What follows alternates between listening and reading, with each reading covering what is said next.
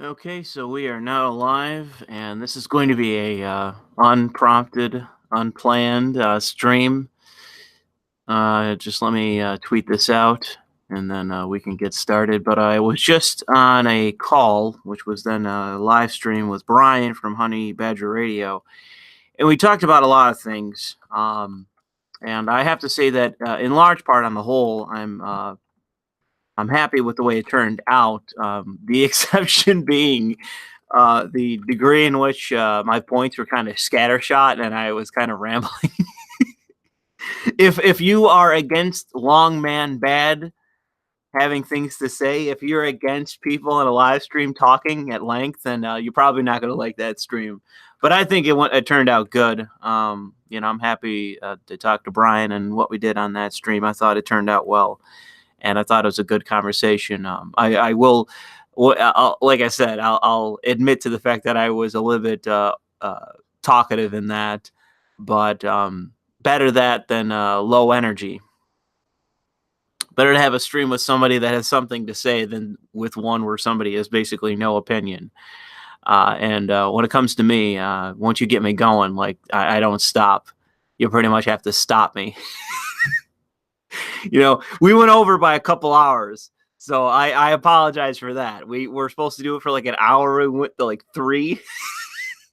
See, that's what happens, and that's why I'm gonna call this stream "That's What I Do," because somebody in the chat was complaining like this guy's too long winded. Like I thought this was gonna be an hour. It's going for 3, and my answer is that wrestler. Hold on, let me look up his name. It's from the WWE. He's old now. He might be actually retired finally, but I remember him when I was younger. Hold on, let me find him. Is it Mark Henry? That's the name of the wrestler. Mark Henry. That's his catchphrase. Hold on, let me see it. That's what I do. That's what I do. I really like that catchphrase. I really like that catchphrase from Mark Henry. And when it comes to like, oh my God, this guy's talking too much. Well, that's my response to you. That's what I do. So yeah, I'm glad that I did that discussion with him. Um but anyways, I wanted to do this stream just to talk about a few things. I had a bunch of people messaging me over the last few days. Like they want me to talk about the lowly UN thing. They want me to talk about the Catherine thing. I've had a bunch of fucking people messaging me for the last few days. And I thought that I would take the time tonight to talk about a little bit about it, just because I didn't really feel like doing much this weekend in terms of video content. I was kind of bummed out after like I had a really really long day on Saturday, and after that, it kind of fucked me up. I spent most of today, like it took me like 2.5 hours at a report I had to get finished, and it took me fucking forever to actually get it finished. People are saying in the chat, what about the UN? Okay, sure. You don't know what's going on? United Nations lowly. Let me find it. This is not the first time that they've done this. I think this is the 3rd or 4th. It's more than 2. Let me see. Let me see if I can actually find. I'm finding like forums, like anime forums. Let me find something that's from 2016. This is from 2015. This is from poll, and I don't really want to show a poll thread. God damn. Let me go to the news section and see what I can find. That's from 2016. Okay, I guess I'll go with this blog post. Let me just make sure it's okay before I put it on screen, because I don't want to get my fucking channel banned. Yeah, here we go. I think this is okay. Or maybe not. This was posted 1 week ago, but I'm not sure if this is actually something that I want to spread, because it might be a bullshit fucking article.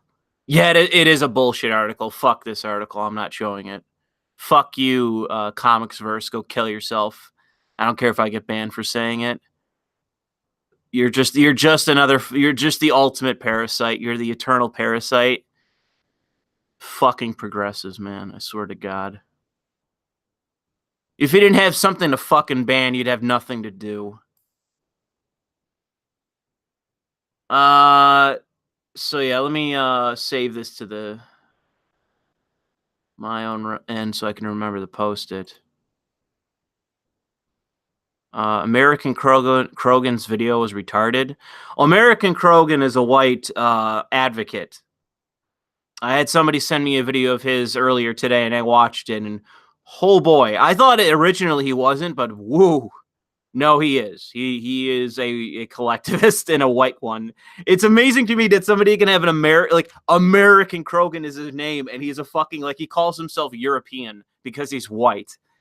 Bro, you need to pick one way or the other, because that's a might bit contradictory. Am I not going to share my screen? Are we okay? There we go. So the reason I bring this up is because people asked. Once again, the United Nations is proposing an initiative that's targeting Japan to ban certain images that they are claiming is child prostitution, involving images. It's but it's the UN, and this is not the first time. This is either the third or the fourth in the last 10 years that they've been pushing this. They keep trying, though. They keep trying. They haven't given it up. And it's within progressive orthodoxy, so they'll keep trying. The thing is that people bring up over and over again that this is about child exploitation. That's the new buzzword that they're using, is child exploitation. That's the way that they're describing lolicon. And it's well, there's no children involved, but they're manipulating language to sound as though, because you're not in favor of child exploitation, are you? It's well, am I in favor of it any more than Mexico with an age of consent of whatever the fuck, 12 or fuck? It was 12. I think it's now 14. Or Germany, which I think is 14, or any of the fucking nations that are around 12 to 14 in terms of age of consent. Is that what we're talking about? No. It's the drawings made by some fucking 40-year-old and voiced by a 40-year-old woman. That's what we're fucking talking about. It's pathetic. You guys don't want to actually deal with any kind of real issues. And I'm going to pour myself another beer, so give me 1 second here.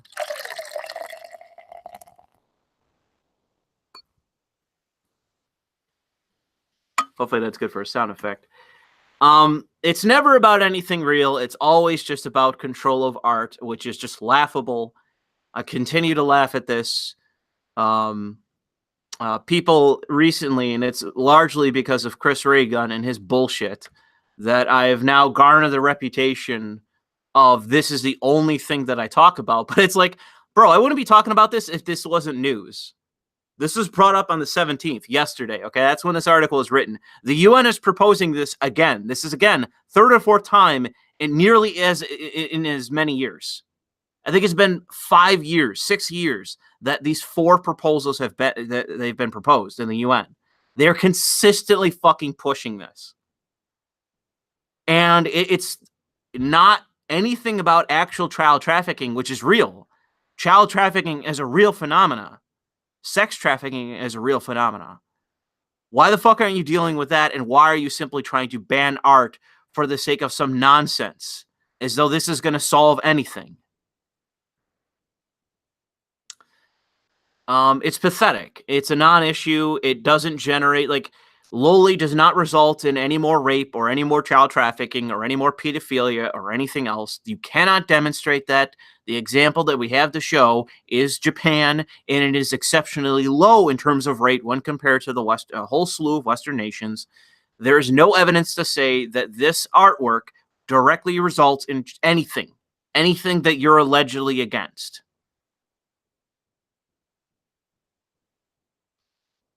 And yet you don't stop. The activists never stop. It's the same shit over and over and over.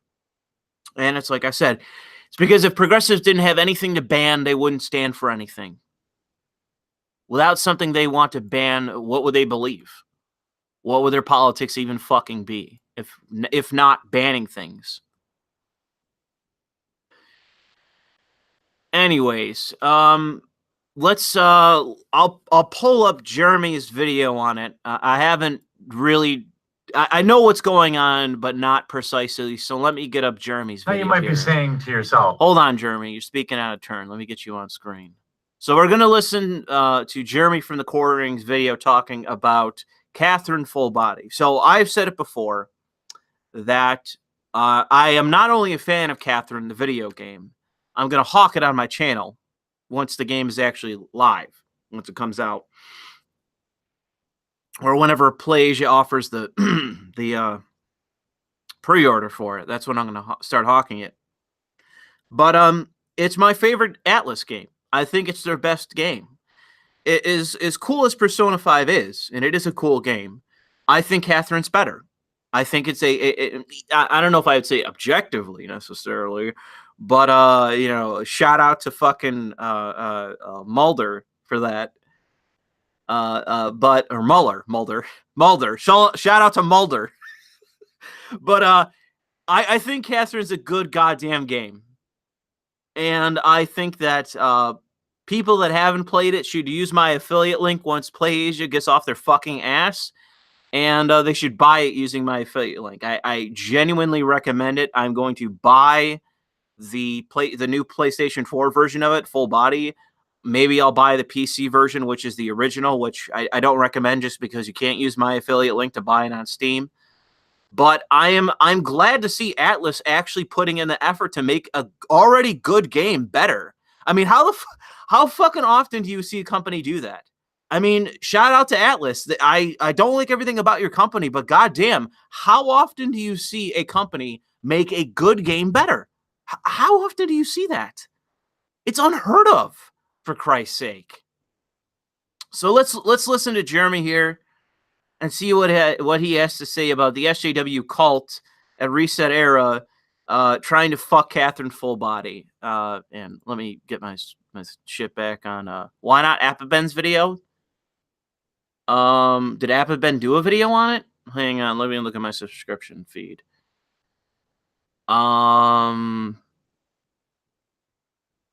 Another Catherine outrage. Well, I'll put it to the chat. Who would you recommend? Who do you guys in the chat prefer? Press 1 if you prefer me to just do Jeremy here. Press 2 if you want me to do Apaben. 1 or 2. 1 for Jeremy, 2 for Apaben. I turn it over to the chat. Sorry for the delay, people watching afterwards, but for the sake of abiding by the chat.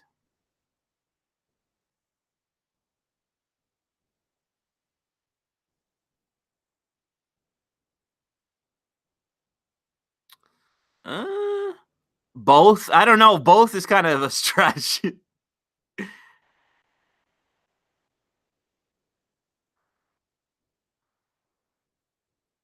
Jeremy's mad on anything Japanese. Well, it's because it's not his wheelhouse. It's not his interest.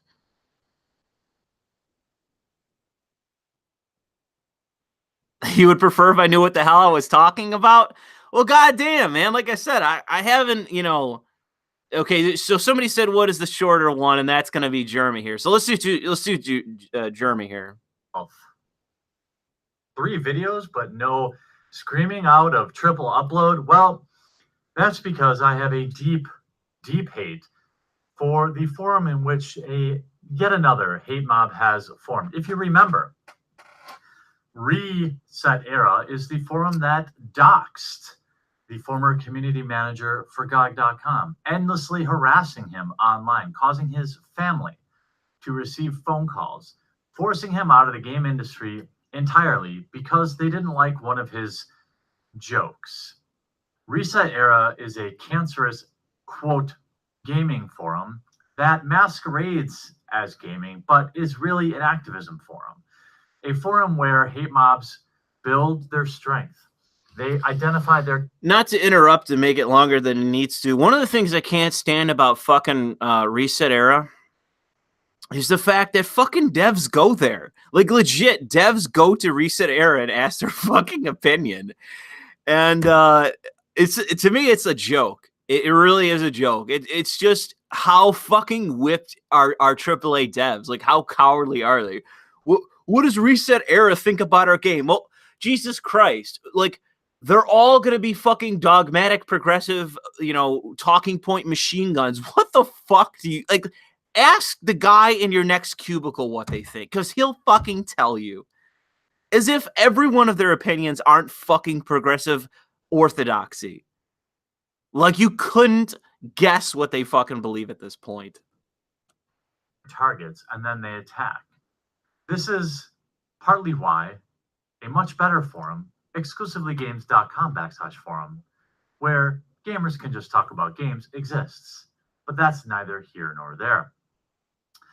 A few days ago, a fan of the channel sent me a tip that a hate mob was forming on Reset Era, a joke of a games forum, a laughable place that really is only relevant in these particular types of cases. That's right. It was suggested by several members in the ongoing thread about Catherine Full Body scandal, see below, that a mega thread be created about the man responsible.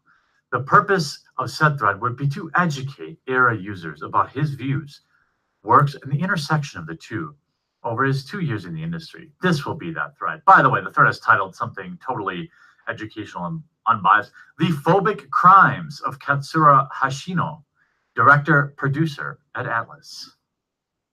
Now, I'm not going to read through this hilarious hit piece. I'm going to pause this real quick. Is there any spoilers in this? I haven't watched this video, but I've seen spoilers floating around about Catherine Full Body, and I'm not fucking spoiling it. I saw some bullshit that actually gave away what's her... You know what? I'm done. I'm not watching this video anymore. I'm going to stop this. Sorry to Jeremy here, but I can't risk fucking spoilers, because there's fucking spoilers in this, and that pissed me off. That legit pissed me off. That there's spoilers floating around, and I'm not going to spoil anything here. So I'm going to tell you what's going on with this. I gotta...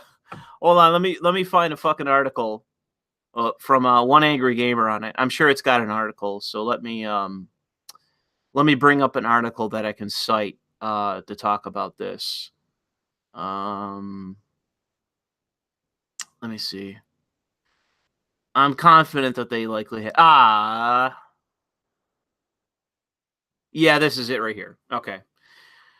So, the big controversy is around Rin, which is the other Catherine. It's the new girl. It's the girl with the pink hair. I found there's a spoiler about who she is. What she is. There's a spoiler. And it fucking pissed me off. Because it gives away the entire fucking thing. It pissed me off. So, I'm going to say this. The person who spoiled this, who got it wrong, by the way, as well, that's another part of this. The person who spoiled this, I don't even know how they got their hands on a copy of this game unless it's already out in Japan, and maybe that's the case where they have access to it. But what kind of fucking piece of shit are you? That you spoiled the entire basis for this character. It really pissed me off. Yeah, they got it wrong. Well, the thing is, they only got part of it wrong. They only got part of it wrong, from my understanding. The reason is, and here's the thing, okay? It's not actually about the character. It's about, the controversy is about what's-her-face. Let me find the character's name. What is the character's name? It starts with a B. Someone in the chat shouted out. It's the girl with the red hair from Catherine. Somebody shout out what the chick's name is. The chick in quotations. Somebody shout out what her name is. Erica. Thank you, chat. Erica is trans, and the thing is, everyone knew that from the previous game. That's not a spoiler. Arden of Columbia, you have to go back. I've already addressed it. Erica is trans. She's a trans female. And they added to her story in the Rin scope of the game. I believe that's what's being alleged. That because of the new Rin standalone, they've changed what happens with that character. But the problem is that with that character, they allege that she doesn't transition because of X. Spoiler. It's one of the spoilers. Because of X spoiler, she doesn't actually transition. That's actually false. So they're actually, the original controversy about her not transitioning is actually entirely wrong. I don't even know how they got this information or what, but it's wrong. So this entire controversy that has been generated by SJWs to shame Catherine and shame Atlas, it's based on a lie. That to me is the most irritating part of all of this, other than the spoilers. That it's another fucking, hate campaign. It's another fucking outrage over something that's actually demonstrably false in terms of the content of the game.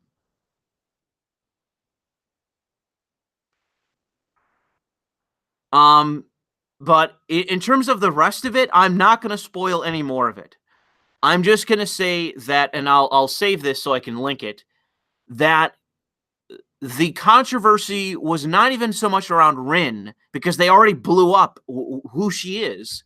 They already spoiled it. But it's Erica. That's the controversy. But the problem is that the fucking retards at Reset Era, they got it wrong. They got the fucking thing wrong. And so they're all outraged about something that didn't actually happen in the game. And I hope to God that fucking Atlas doesn't cuck out and actually change the content of the goddamn game for the sake of some lie put forward by some SJW retard. It especially annoys me because it's about a game I like. If you want to change some bullshit in Battlefield 5, congratulations. That's great. I'm never going to play that piece of shit game. But in terms of a game that I not only want to sell on my channel to make money off of, but also I, in fact, like a lot. It's my favorite Atlas game, for crying out loud. Can you guys just fuck off and do something else? Can you go worry about some other bullshit? You and your fucking tranny garbage. Somebody said it before. I'm not sure who coined it, but I've seen people say that the whole trap thing from Japanese media, the whole trap thing, the trap meme, the trap content in anime, manga, the rest of it, that has done more for trans women than any other shit, any other activism by the fucking left, by the LGBTQ activists. The trap thing did more than any of them, and I believe that because it's about normalizing that sort of thing. It's normalizing the idea of you being willing to fuck a guy who's effectively in drag. That's the whole thing with traps. And I do believe that the LGBTQ activists are in fact doing more to hinder that sort of effort than they are actually bettering it or making it more normal. And I agree. If you want to know who's going to fucking push me back, and I've talked about this before on my own channel, if you want me to start to hate cross-dressers, if you want to have me hate LGBTQ people, make what I have to say illegal, have drag kids, bully Christians right in front of me, that's obvious to me, make the case for why discrimination laws shouldn't exist and have that go all the way to the Supreme Court, do all that shit. And yeah, I'm not going to be in favor of trans people. Write an article for the New York Times where you basically say that you're going to hack your dick off and you're still miserable. It's like, go write those articles. Go do that kind of activism. And then, yes, I'm just going to have to I'm going to be a rational human being and take the opposite perspective. You do the conservatives' work for them. But there was something else. There was something else that went on this weekend, or right around the end of the week for last week. I know it's Monday now. But if you wouldn't mind, those of you in the chat, or maybe someone on Twitter who has linked me that before, and I'll go on Twitter to see if I can recall what the article was. But someone had something else to say. There was something else that somebody had brought up that they wanted me to discuss, and I figured that now is good as any time to actually discuss it, especially for those of you that have been waiting. Somebody sent me this fucking lowly image, which I'm gonna have to scroll past. What the fuck was it? Unfortunately, some people earlier today had like this giant argument that unfortunately has buried whatever else somebody sent me. Oh, I think people wanted me to talk about Jewish identitarianism. I don't really know how much time I have or patience I have for that tonight. But I'll turn it over to the chat to see if they can. Oh yeah, the Swollette thing or the Smollett thing. Smollett. That sounds like some kind of lowly name. Smollett, whatever the fuck. I saved the. I was actually. I might still do a video on it, but I don't know. You know, I'm unsure now because it's such a clusterfuck. I'm just waiting for the shoe to drop and this guy gets arrested. Because the way things are going currently, oh my God, is that about to happen? And I said it on Twitter in terms of what this guy can be fucking charged with. God damn, dude, is this a fucking laundry list of solicitation of battery? It's likely not going to be felony assault. It's likely going to be battery. But you could be charged for that, even if it's for yourself. That's still a crime. That's still solicitation. You're still paying people to commit a violent act. It doesn't matter whether it's you or not. It's still a fucking crime. There's solicitation. Let me find my original tweet. Let me find that because I can't remember after like 6 beers what I said. Because unfortunately, that's where I am right now. Okay, so it's I was actually wrong about it being felony assault. I think it's actually battery. So I think I was wrong about that.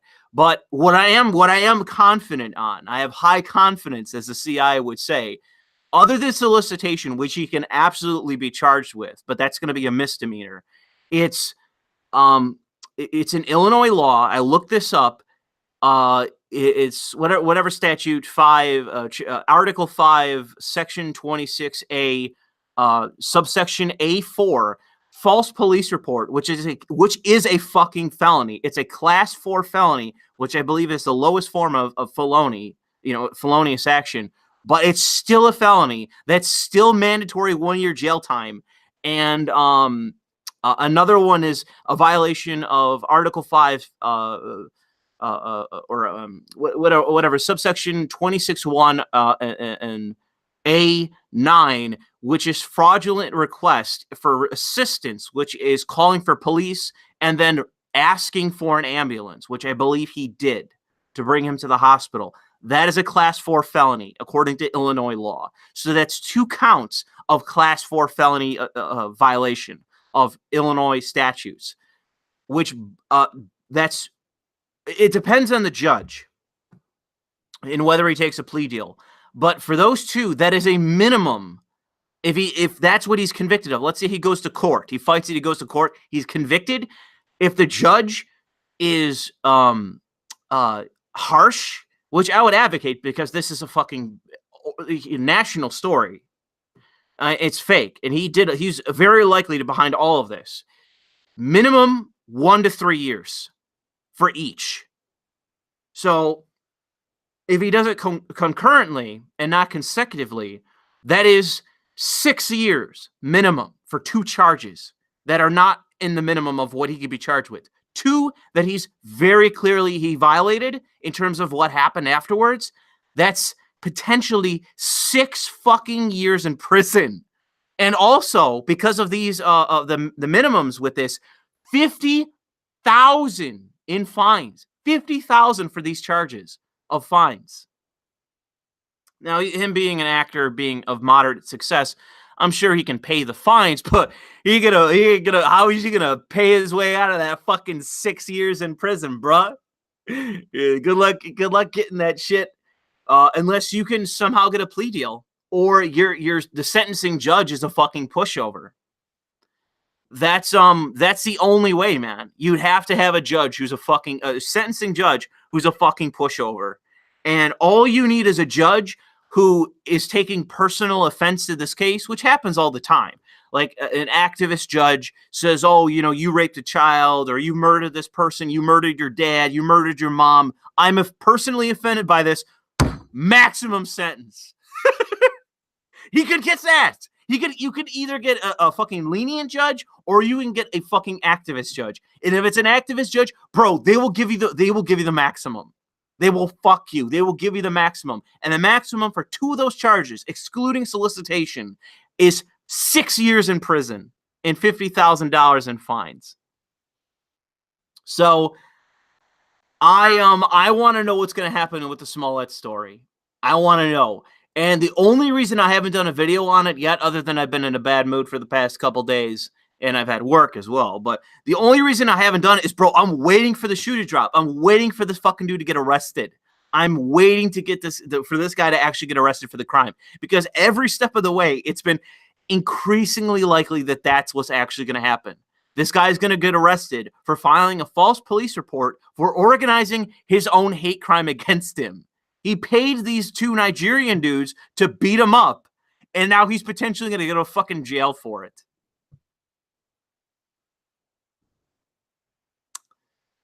No, see, Inquisitor Floki, you're wrong.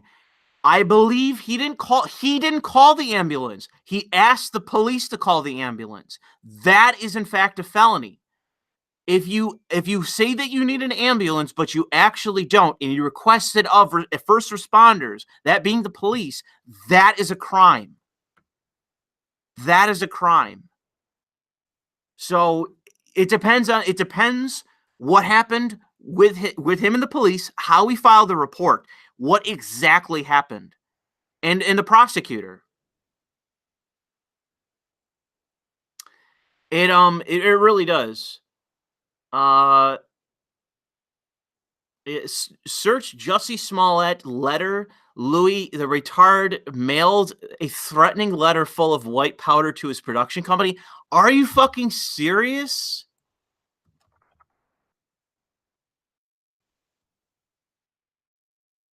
Hold on a second. Oh my fucking God. So this is from CNN, which is now, you know, they're not going to be biased on the opposite side, man. Chicago police are releasing these new images of people they want to question regarding the alleged homophobic and racist attack against Empire actor and singer Jussie Smollett. Authorities are asking for the public's help in identifying the 2 individuals the police are calling potential persons of interest. Police making these pictures public after combing through hundreds of hours of surveillance video. And what I love about this fucking idiot is that he thought that he could get away with it. This fucking idiot thought he could get away with it, and it's unbelievable to me that this guy was so brazen. I didn't even know he did this. I didn't even know that he did this. But who the fuck else sent it? Who the fuck else sent it? Oh my God. Oh man, this dude is done. This guy is fucked, man. Oh my God. Oh my God. Oh, this guy, man. Oh, I'm just waiting for it. That's like I said, it's the only reason I haven't done a video on it, is I'm waiting for this fucking dude to be arrested. I'm waiting for him to be arrested. Everyone knows it's coming. Everyone knows it's gonna fucking happen. But this guy is gonna get arrested for this bullshit. And it's just a matter of when, I'm telling you. I'm telling you, it's a matter of when this guy is gonna get fucking arrested. Because the cops, dude, they went all in on this, man. They've been investigating the hell out of this. You had a grainy photo of 2 fucking guys in the middle of a snowstorm. They found them. They fucking found them. Shuttle says, I bet you $1 internet dollar he does 0 jail time. It's possible. I'm not going to tell you, Shuttle, it's not. But like I said, all he has to do is either take a plea deal or get convicted of these crimes. And it's not like, people forget that sentencing is a different judge. All you need is one judge. All you need is one judge that is either having a bad fucking day or takes personal offense to what you did, they'll give you the fucking maximum. Just go watch footage of courthouses. Go watch sentencing. It happens all the time. Judges just are in a bad fucking mood. Okay, you did X, mandatory sentence. Bye. They don't give a shit. They have the authority to do it. All deference to sentencing is left to judges. The fact that the CPD have looked in so deeply, he won't be soft-handed. Well, that's the thing. The Chicago Police Department, dude, it was so quick. It was so quick how fast that they're updating on this. They moved so quickly from the original incident to where like it was like a day or two later it became a huge national story. They were already moving. They already had those two guys. They were already looking down that line and following up with leads. I mean, I have to praise the Chicago Police Department. They're obviously competent in exposing fake hoaxes. You know, goddamn, man, did they move quick. But the thing is, it's up to the prosecutors what they want to do with this and of whether this guy is actually going to get fucking charged. He should be fucking charged, but they're so close. They've already got those two Nigerian dudes that did this, that Smollett paid. Those guys have already rolled on him because the Chicago PD were probably like, yo, you two are immigrants. We're going to fucking deport you. You know, fucking ICE is standing outside. Give us what we want. And they're like, fuck, man, Smollett paid us. And the cops are like, okay, he's now the suspect. And they released the two guys. They released those two guys. So, I just, people, I saw somebody in the chat say there's so many murders in Chicago and they're wasting their time with this. I agree. I agree. You know, it is a waste of time. But the thing is that shit like this has to stop. Shit like this has to stop. We can't be going around saying like people, all these activists running around the Southern Poverty Law Center being like, dude, there's hate crimes everywhere. Every day there's a black man in America being lynched. You know, just like whatever the fuck Smollett. He got lynched the other day, guys.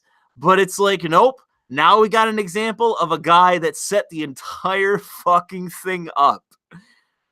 You know, I want to see what happens, and I'm hoping that he gets a prosecutor on a bad day and a sentencing judge on a really bad day, and he goes to jail because he's absolutely facing charges that will warrant nearly a decade in prison.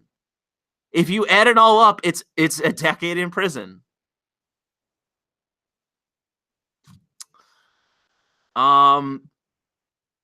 I feel like this is another Covington, just a distraction to take some media pressure on the Dems. I mean, not necessarily to the degree that it is now that it's been exposed. I disagree with that. I think that this really is a big story, not because I give a shit about Smollett, but because of the fact that this is just another thing of like, well, we need hate crimes. Okay, Smollett, go at it. You know, go make your own. You know, I love this story. I really do, because it shows the cops being competent. The cops are about to solve this fucking case. And it's the incompetence of Jesse Smollett, who fucking tried to create his own little stupid controversy by fabricating a hate crime on himself using two black guys. You know, I think that this is a great story.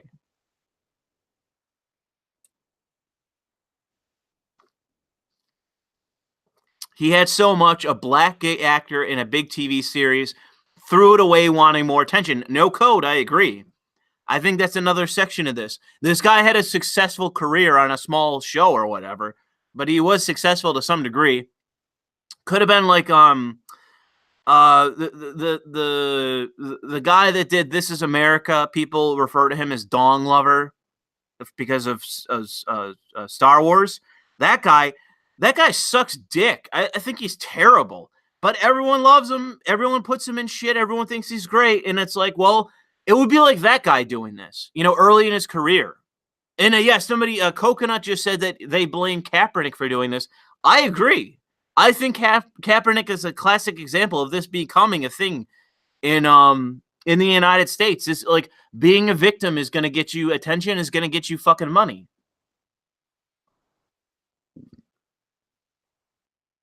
Dong Lover was his original Twitter handle. Are you fucking kidding? No, I don't agree with Donald Glover being a good actor. I don't agree. I think he's fucking overrated as shit. Oh, Don Glover. I didn't even see that. I didn't even see that. That's why.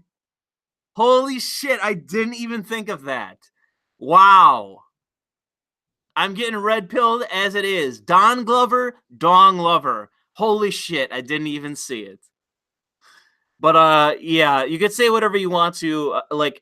I think he has talent as an artist, but I think he's overrated as an actor. Yes. And if you don't agree, then you can feel free to continue not agreeing with me. If he was worth a shit, you know, I would imagine Star Wars wouldn't have been a fucking financial disaster. Man, he's hitting it out. He's a regular fucking what's his name? He's the next Tom Hanks, except for his movies don't sell. You know, he's another he's another oh god, what's the name of that guy?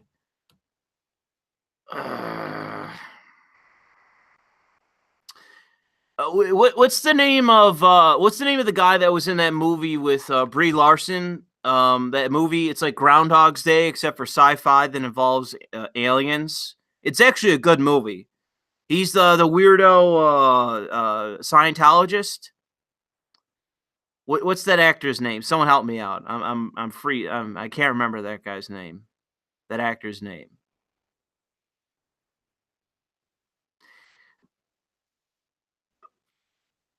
I'll wait for chat to catch up. Edge of Tomorrow's the name of the movie. What's the name of the actor? What's the name of the actor, please? My point is that Dong Lover isn't he's not Will Smith.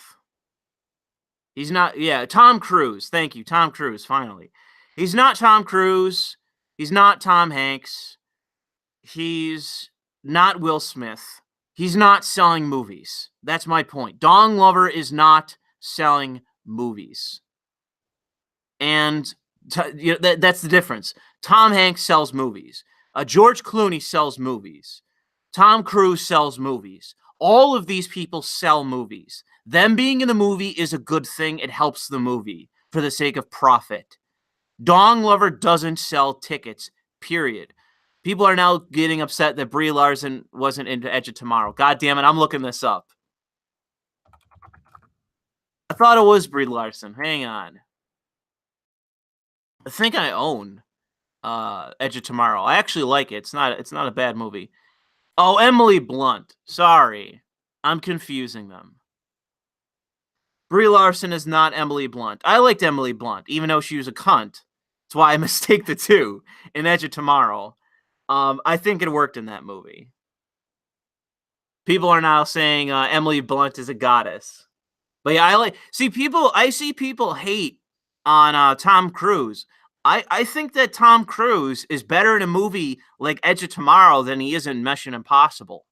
I think Mission Impossible has become increasingly generic. But I thought that he shined very well in Edge of Tomorrow. Who has the better ass? Well, that's not for me to say. Probably not Brie Larson, who's like fucking 40. How old is Brie Larson? Isn't she like 40? I'm looking that up.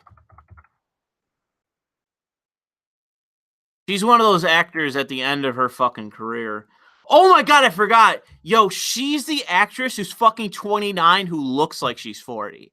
You know, I'm sorry to hate on Brie Larson, and I said previously that you shouldn't do this. You shouldn't be overly mean about people's physical appearance. But I just gotta say, like, one of the things that I have a baby face. Okay, for those of you that forgot, I'm gonna show you an example of what I mean right now. Hold on. Oh god, brother. There we go. There we go. Let me find the clip real quick where he goes into the bank. Okay, this isn't the one. Let me find Let me find the actual video from this is a George Clooney movie, Brother Where Art Thou. I really like that movie. Brother Where Art Thou is a fucking out there movie, but it's really funny. I really thought it's one of my favorite movies when I was growing up. It came out like I think the early 2000s. I really liked it, and this is one of my favorite characters of the fucking movie is baby George Nelson, and this is one of my favorite things moments in the movie because this is true about me. I have a baby face. Everyone thinks I'm younger than I actually am, so I sympathize with George Nelson here. And remember, Jesus saves, but George Nelson withdraws. Go fetch the order back to him, Pete. Free real estate. Who said that? Oh, this is a meme version. God damn it! Somebody says that's free real estate. What she says is actually that's Babyface Nelson. What ignorant, low down, slanderizing son of a bitch said that? You didn't mean nothing by it, George. It's one of the best scenes in the movie just because he gets so fucking angry about it that she calls him babyface. But the thing is that that's ultimately true about me. So I'll admit that to all of you that unfortunately I'm babyfaced. But I swear to God, and I'm not intentionally being mean about it. It's the unfortunate thing about women is that not all women age the same. Brie Larson legitimately looks like she's a 40-year-old woman and she's still in her 20s. And again, I already said I have my own issues with appearance. I'll just cop to it right now. Brie Larson looks like she's fucking 40 years old and she's still 20. What can I say? The truth hurts, man, but it is what it is. Oh man. That was kind of off track. It kind of went off on an off track thing there, but yeah, there's a couple of people that are shocked that she's actually fucking 29. Yeah, dude, she's like a year or two older than me. She's like a solid year or two older than me. She legit looks like she's a 40-year-old mom, and I'm not bullshitting. And I know I'm not alone in saying that. I am not alone in saying that. People can say what they want to, but it's true about her, man. All right? I'm not making shit up.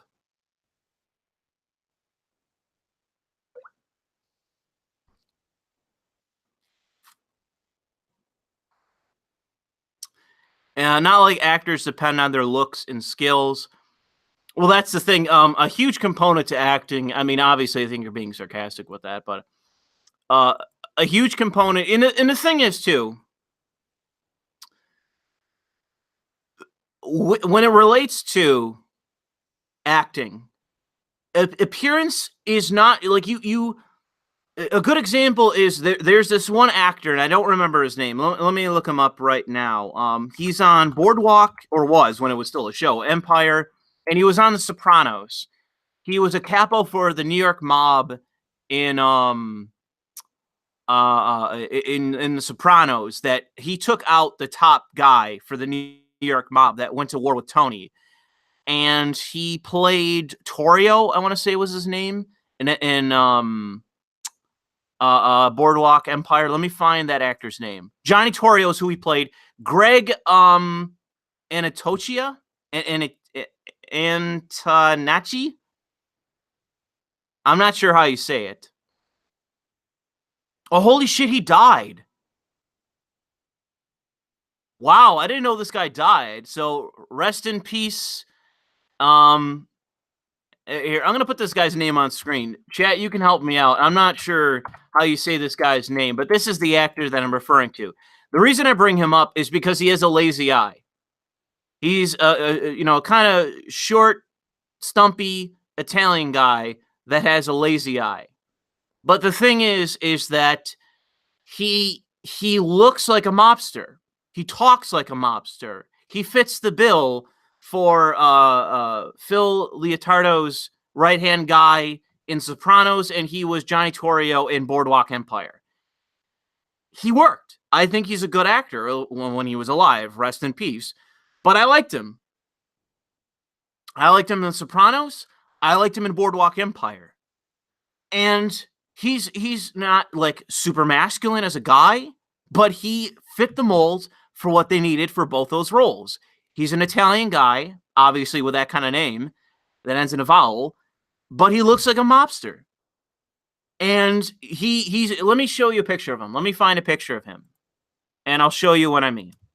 He's dead now, so I don't think I'm going to hurt his feelings. Let me find a bigger one. I'll just show this. So here he is. He has a lazy eye. He had a lazy eye, I should say, because he's now deceased. But he has a lazy eye. And he's not what you consider he's not like just on a surface level really attractive. He's not like the blonde guy from Boardwalk Empire that all the girls wet their panties over. He's not what you'd consider attractive. He's not very tall. He was never really fit. You know, he had a receding hairline. He was old and he had a lazy eye. But the thing is about acting, you don't need to be handsome. You just need to be good, and you need to fill a niche. You need to fill the niche that the casting director wants. We need a stumpy, shrimpy, not very, macho Italian guy to play some guy in the mob. Well, that's why you get Greg here. Rest in peace now. And the biggest example that I can give for typecasting as well, we're talking about niche and typecasting, which many actors decry and they hate because they refuse to embrace the mold they fit. Sometimes it destroys a career, but oftentimes it can make your fucking career. And let me look it up because I am too many beers in to just be remembering names as I should. I've talked about him in the past, and I'm going to find him. And I am going to praise him. So let me find his name. No, that's not it. Where is it? Oh my God. Hate every time, man. Every time. There we go. Tywin Lannister. It is Charles Dance. I can never remember why I can never remember Charles Dance's name. Because in terms of a villainous actor, he's typecast. Charles Dance is typecast as a villainous character. He is an actor, performs the best when he's playing a villain. And the fact is, he's fucking great. Charles Dance is fucking great. He is convincing as an actor when he plays a villain. And is that a bad? And here's the thing with Charles Dance. Charles Dance is 72 years old. Charles Dance is not, young, fit. What's his fucking name that's playing Captain America? He's not fucking Ben Affleck. Boston dickhead that the girls wet their panties over. He's not the super macho, masculine, young dude that all the girls are wetting their panties over. He is an old, stern gentleman that can portray himself very well to convince most people that he is a bad guy. And that not only that, you should in fact take him seriously. And when it comes to art, when it comes to acting as an art and as a profession, it doesn't matter what you look like. It doesn't matter. The surface level traits don't matter so long as you can convince a fucking audience that you are this character. If everyone's sitting there saying, this isn't Charles Dance, this is fucking Tywin Lannister, then you have a job as an actor. Meritocracy, despite everything, meritocracy it still exists in acting. Despite it all, man. Despite everything in acting, despite everything in fucking Hollywood and California, acting as an art, there's still merit there. There is still fucking merit there.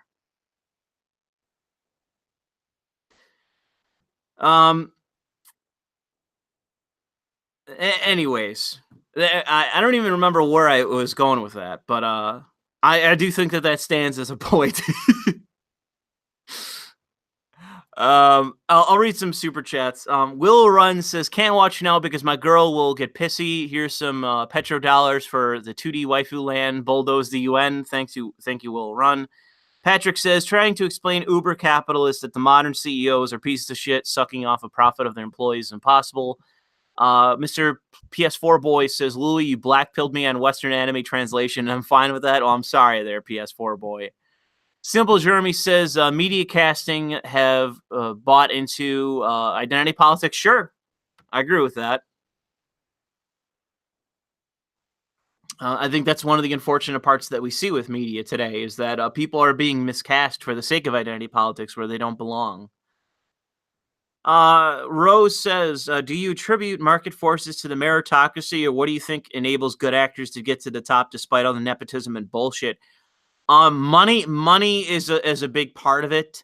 If you've been around for a long time, that's another part of it. Like Charles Dance here. Charles Dance has been around in drama, in theater, and acting. He's been around for a very long time. And I think that goes a long way in keeping you on, not necessarily on top, but in the minds of casting directors, and you overwhelm them with your talent so they have no choice. But like right now, Charles Dance is at his pinnacle as an actor.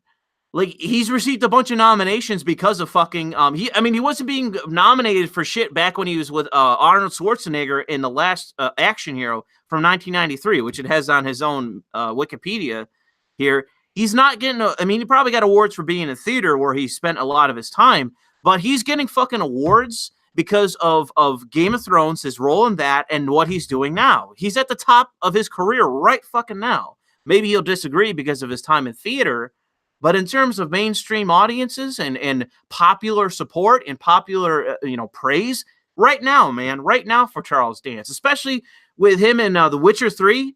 The Witcher 3 is another big one for him. The Witcher 3 ain't no bullshit in gaming, okay? That's a big deal. That's a big role. Even if he probably doesn't even recognize it. He probably is a boomer and thinks, oh, well, this video game bullshit, this is some small tier, low end stuff. No, man. This gets your name in people's minds. And that's a big deal. Fame is incredibly important for the career of actors because it not only justifies your pay, but it also keeps you in the mind of people that would cast you. A good example is Will Smith, man. Will Smith, that motherfucker, dude, he's getting $50 million every fucking movie. Will Smith gets $50 million every motherfucking movie. $50 million. And you can compare that to people like Tom Hanks who are like, yo, I've reached my pinnacle. I'm in so many movies now. I'm making so many tens of millions from these movies now. I'm done. What the hell is Tom Hanks doing nowadays? You know what I mean? It's because he hit the pinnacle. He hit the top. And he was such a draw, he couldn't help but make fucking millions of dollars. I'm going to look that up. I'm looking up Tom Hanks. What the fuck has Tom Hanks been doing? I remember when I was a kid and this motherfucker was setting records for his pay and winning every fucking award, and like the guy was such a big deal, and he hasn't done anything for years. He hasn't done shit for years, man. Where's the fuck is his oh man. Let's see. It has some in it like he started out in the 80s, got big in the 90s. Probably peaked out in the late 90s with You Got Mail, which is a big girls film. Sleepless in Seattle, that was another big one. Green Mile in 1999. Castaway, which was still meme today. People still meme Castaway from 2000. The guy's been in some movies since then, but he could spend the rest of his life and fuck, he's got Saving Private Ryan right here. I almost forgot about that. Saving Private Ryan. I think that might have been the pinnacle of his career. Saving Private Ryan might have been the actual pinnacle of Tom Hanks' career. And it was because he made so much fucking... Look at his net worth here, man. $390 fucking million. All this dude does is portray people, and he's been practically nothing since 1998. You know, that's the power of stardom. That's the power of stardom. Is all you need to do is be a draw, where Tom Hanks is a draw. You know, Will Smith is the draw. All you need to do is become a triple A-list actor, and you will make or break movies just because you're in them, and you will make tens of millions of dollars for yourself just by being who you are. Oh, and Toy Story. Yeah, sure, Toy Story as well. Although, it didn't exactly save Tim Allen, did it? Tim Allen is not Tom Hanks. And I like Tim Allen, but he's not Tom Hanks. But yeah, it's another fucking feather in the cap of Tom Hanks was Toy Story. Good point, Baczynski in the super chat. Band of Brothers. Tom Hanks as a member of Band of Brothers. I love Band of Brothers. Band of Brothers is fucking fantastic. And yes, that's another golden work that Tom Hanks participated in. He just wasn't a part of it. I think the only reason why Tom Hanks was not in Band of Brothers was because it followed too soon afterwards Saving Private Ryan. I think that's the only reason Tom Hanks, that or they couldn't afford him. He just wanted to be a producer and they couldn't fucking afford him. Oh man, Band of Brothers. I don't even remember how long ago that was. That was an instant classic, man. 1991, people. God damn, it feels like a fucking lifetime ago. Band of Brothers. It was such a great drama. I would be willing to say, despite it all, despite all the different shows that I like, I'd be willing to say that Band of Brothers is HBO's best series. Best series. I'd be willing to say that. And I don't know if people that are very familiar with HBO, whether they'll agree with me or not, but I've seen plenty enough HBO shows, and I'd be willing to say it. I'd be willing to say that it was their best series. Baczynski says, factoid, Band of Brothers premiered September 11, 2000, or September 11, 2001. Let me check that. I'll check that out. Let me find the episodes, because they'll actually show. Nope. Wrong, Baczynski. Fake news. September 9th, 2001. 2 days off. September 9th, 2001.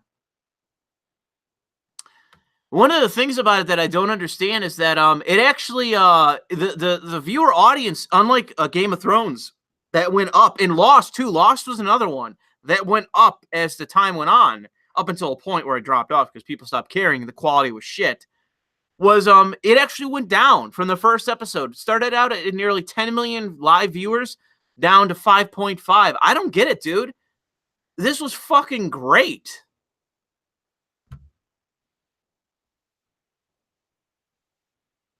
Yeah, I also have the metal blue case. Where the fuck is it? There it is. I see it on my own shelf for DVDs. I own the metal case of Band of Brothers as well.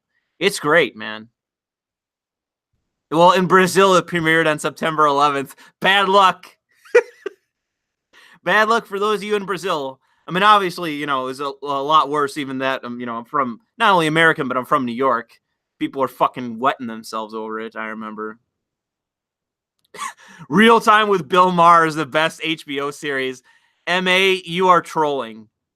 That is a troll. That's an obvious troll from M.A. there. Real Time with Bill Maher. Real Time is basically Game of Thrones, where the quality has fucking dropped. Oh, man. Game of Thrones, what a shame. I swear to God, man, it's the worst part of Game of Thrones is just as time has gone on, it has just become a worse show, and it's so bad. It's goddamn, like, what happened? What happened, man? Band of Brothers was better than Sopranos, and I love The Sopranos. I will stand here right now and say Band of Brothers was better than The Sopranos, and I love The Sopranos. I mean, I quote it all the time in my videos, so That's my quality standard. I don't know what yours is.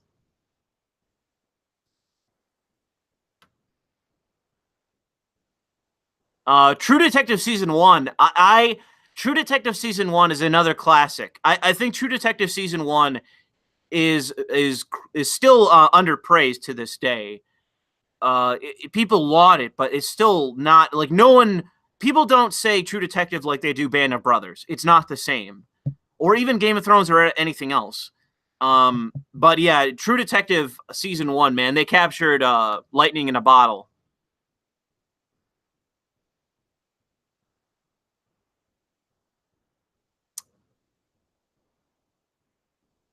Yeah, True Detective Season 1 had everything going for it. It had a million different actors in it that were all clicking. They all had great chemistry. The story was provocative and interesting and creepy and evil at the same time and scary.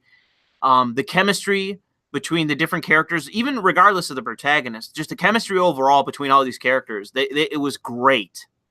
It was great. It's very hard to replicate that, and in the 2 seasons afterwards, they have failed to. They had another new episode of season 3 of True Detective last night, and it's people are combative and are questioning whether it's actually better than season 2. I hated season 2. Some parts about season 2 I liked, but people are saying that season 3 is objectively worse than season 2. And I don't know if I agree with that, but season 3 is also kind of strong in some ways, but the chemistry in the characters are not there. The chemistry between the characters are simply not there.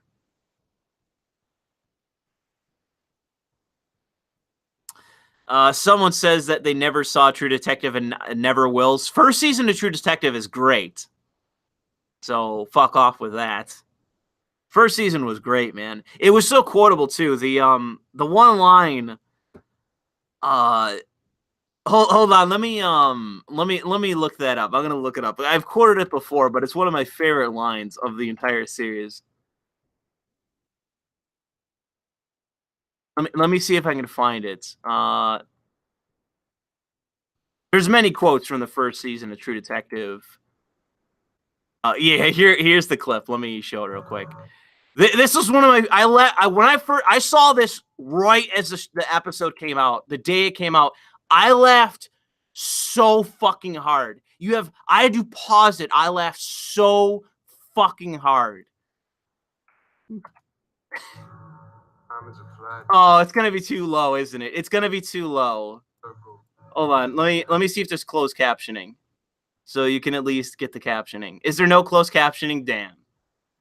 That's unfortunate. I'm not sure if you'd be able to hear it. So, but oh well. We'll try anyways.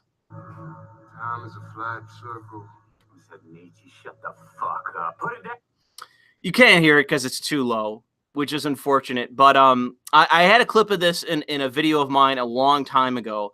But it's one of my favorite lines of the show, where you have this guy right here who's like a child rapist, fucking / Nazi, everything else, and he's just like high as fuck and like fucked up and just spouting Nietzschean shit.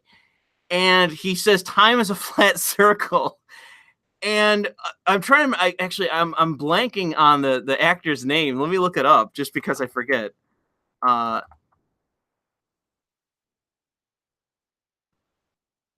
me get the actor's name just so I Matthew McConaughey. Matthew McConaughey just goes, "What is that, Nietzsche? Shut the fuck up."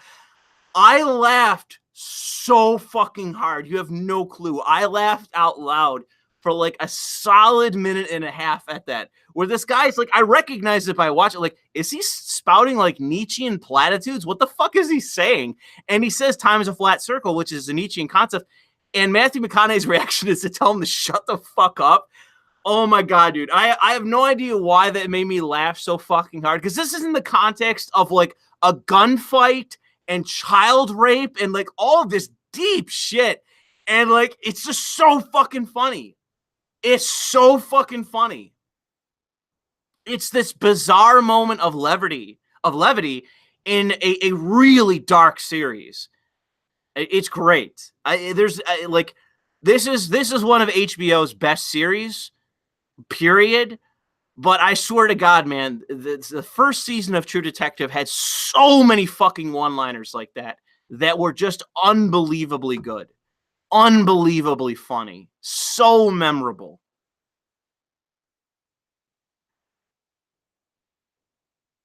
Is this alcoholism the stream? Maybe. Maybe. But yeah, to whoever said that they don't want to watch the first season of True Detective, man, you're missing out. You can say whatever. You're missing out, man, because that first season was fucking great. That first season was fucking great. It was dark as shit, but the banter between Matthew McConaughey and oh my God, I can't. I'm just blanking on names so bad, man. Let's see, Woody Harrelson, yeah, Matthew McConaughey and Woody Harrelson had unbelievably good chemistry. Unbelievably good chemistry.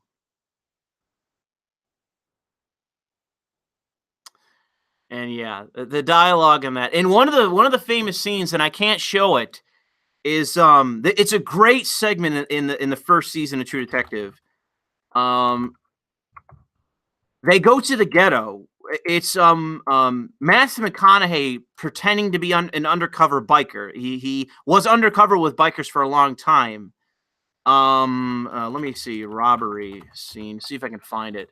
I can't play it obviously because I'm gonna get fucking copyright struck. Okay, here it is. So they are undercover, or Woody Harrelson's undercover. They go to the ghetto to rob these fucking biker guys, and it's all one shot. It's all one shot. Like, not the whole thing. Like, there are edits, there are cuts. It's not entirely one shot. But this is an unfucking real segment in this episode of this season. It was, and they've never replicated it. They've never replicated this scene. They've never replicated the impact and how well it was shot. This fucking scene should have won an award. It was fucking great. It's one of the most iconic segments of the entire first season. And it's not entirely one shot, but it's shot to be one segment. One camera on one guy's shoulder filming the entire fucking sequence. And it is fucking great. Like I said, though, I can't show the whole thing without being copyright struck. But like I said to the person who said that they don't want to go watch the show, you're missing out. You're missing out. It was great. Woody Harrelson, that was that guy in that Zombieland movie. I remember back in the day watching Zombieland with fucking Woody Harrelson. Woody Harrelson's a crazy actor, man. He's a crazy actor.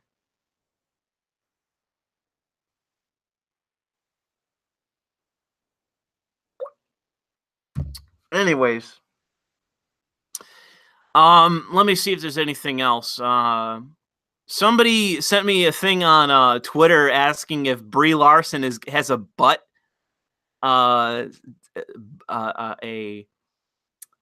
Is Marvel hiring a butt double for? I guess I'll put this on screen. Is Marvel hiring a butt double for Brie Larson? Central Casting is looking for a photo double to work on this exciting project. Filming will likely to begin. This seems like a satire piece. Filming will most likely take place. Experience is preferred. You must fit these size requirements. Is this real or is this fucking like a meme? I mean, yeah, she doesn't have an ass. I guess this is just a meme. But yeah, Brie Larson doesn't have an ass. Yes. All you have to do is take a look at her, and that's true.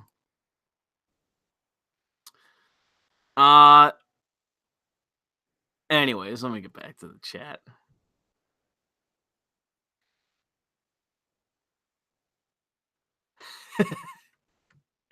Now everyone, it's real? I don't know about that. It seems kind of fake. Like, there are obviously body doubles. There obviously are, but I don't know, man. That seems to be pushing it a little bit. an ass double for an actress. I don't know, man.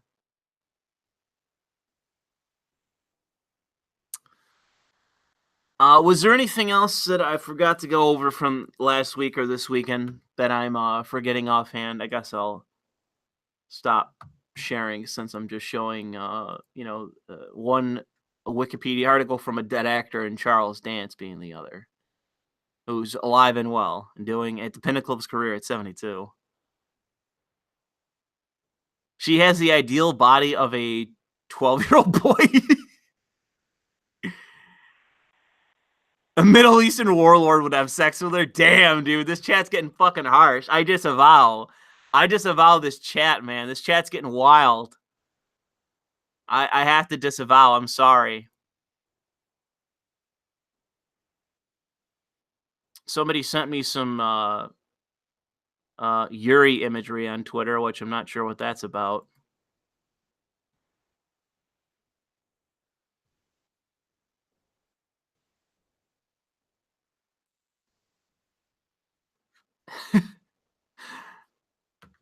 If they draw her, it's considered loli. Well, the thing is, it's like a 40-year-old looking loli. Yeah, I already commented on Twitter that Majid Nawaz has been.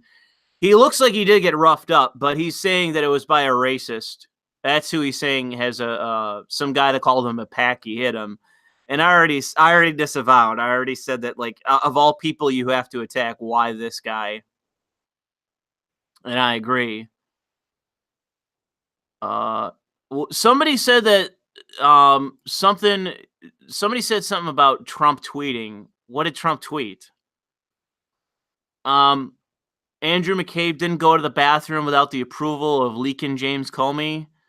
He retweeted that our country is making unprecedented progress to the fact we finally have a president who's keeping his promises and putting America first.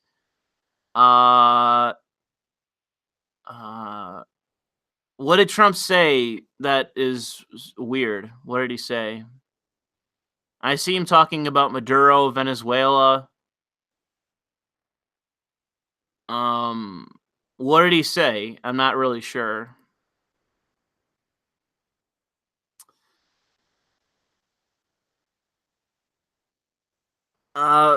I think, haven't I already commented on the wall, the national emergency thing? I think I already commented on that in a previous stream. I'm not really sure what I have more to say than I already did. It's obviously not what he should have done in the first place. The question whether he has the authority to do it or not is up to the courts. Check check Twitter for the New York Times article. The hidden automation agenda of Davos elite. Did he comment on this? Is this what you're talking about? Somebody said something about Trump. Well, no shit. Fucking Davos wants to automate the world and fuck people. No kidding. It's capitalism in a nutshell. I'll look at this later just to see. It's too wonky to read immediately. I'll have a look at it later.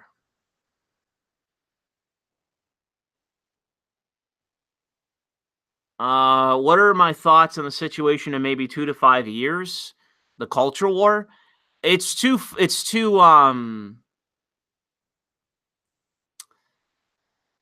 the issue with the culture war is that it's too fluid. There's too much going on. There's too many things changing to predict anything. Simple predictions is that I think in the long run we're going to win in the culture war and in society. I think our side is going to win. Media-wise, you can pretty much be black-pilled about. Anything anime, comics, video games, movies, feel free to be black-pilled because that's the way things are currently going, and there's no reason for it to change in any way, to not continue down the same track that it's been on. So I apologize whoever fucking sent something in the chat about Trump. I'm not sure what you're talking about. I tried to look it up. I couldn't find anything.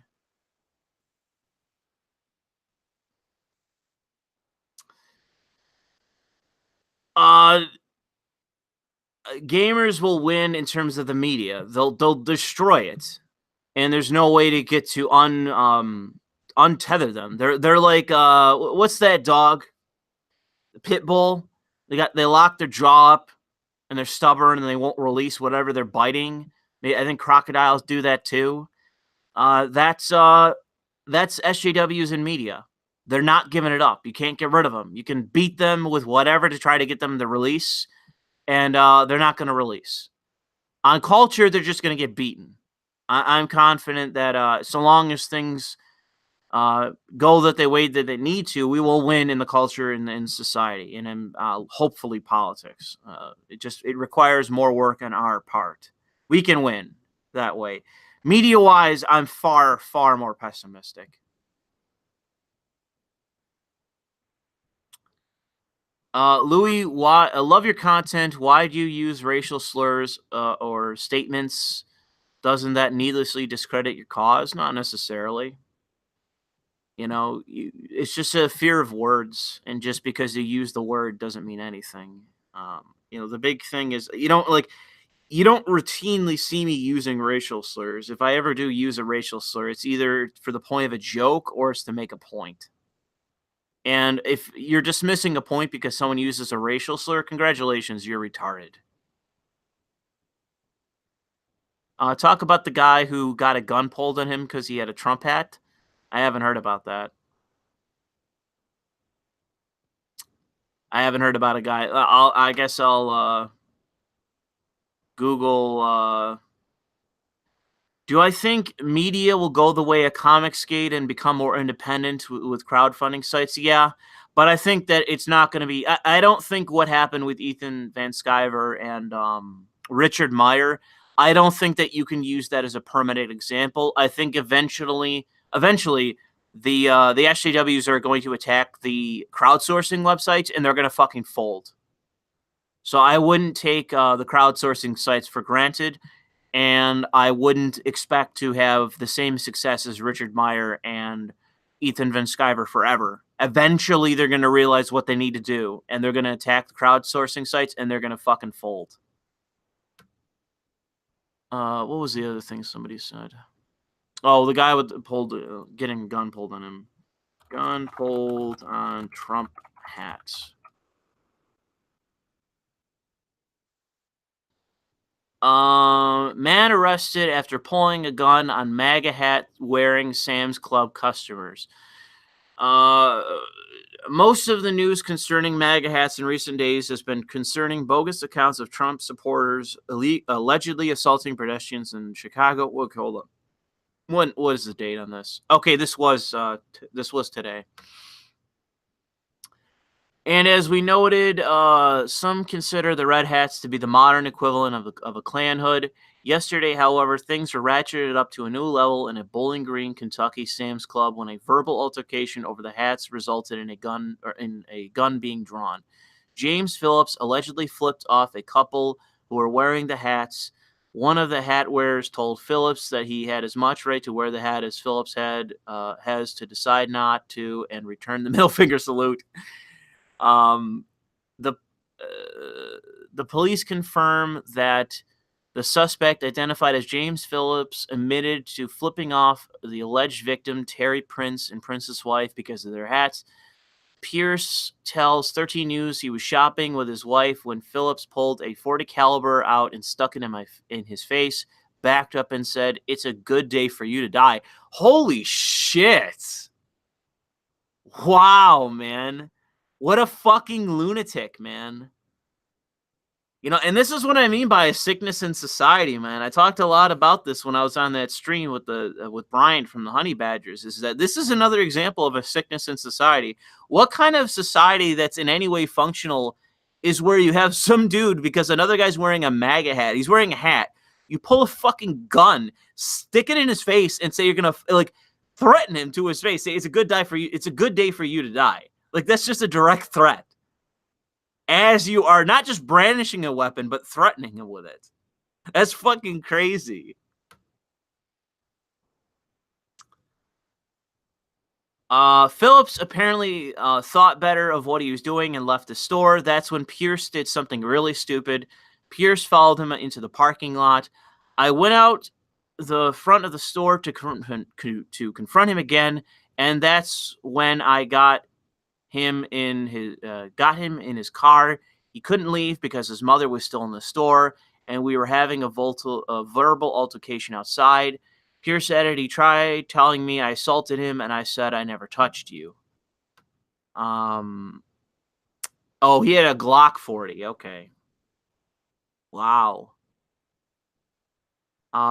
Police say that the Glock had a round chambered, and that he had an additional 2 magazines in another pocket.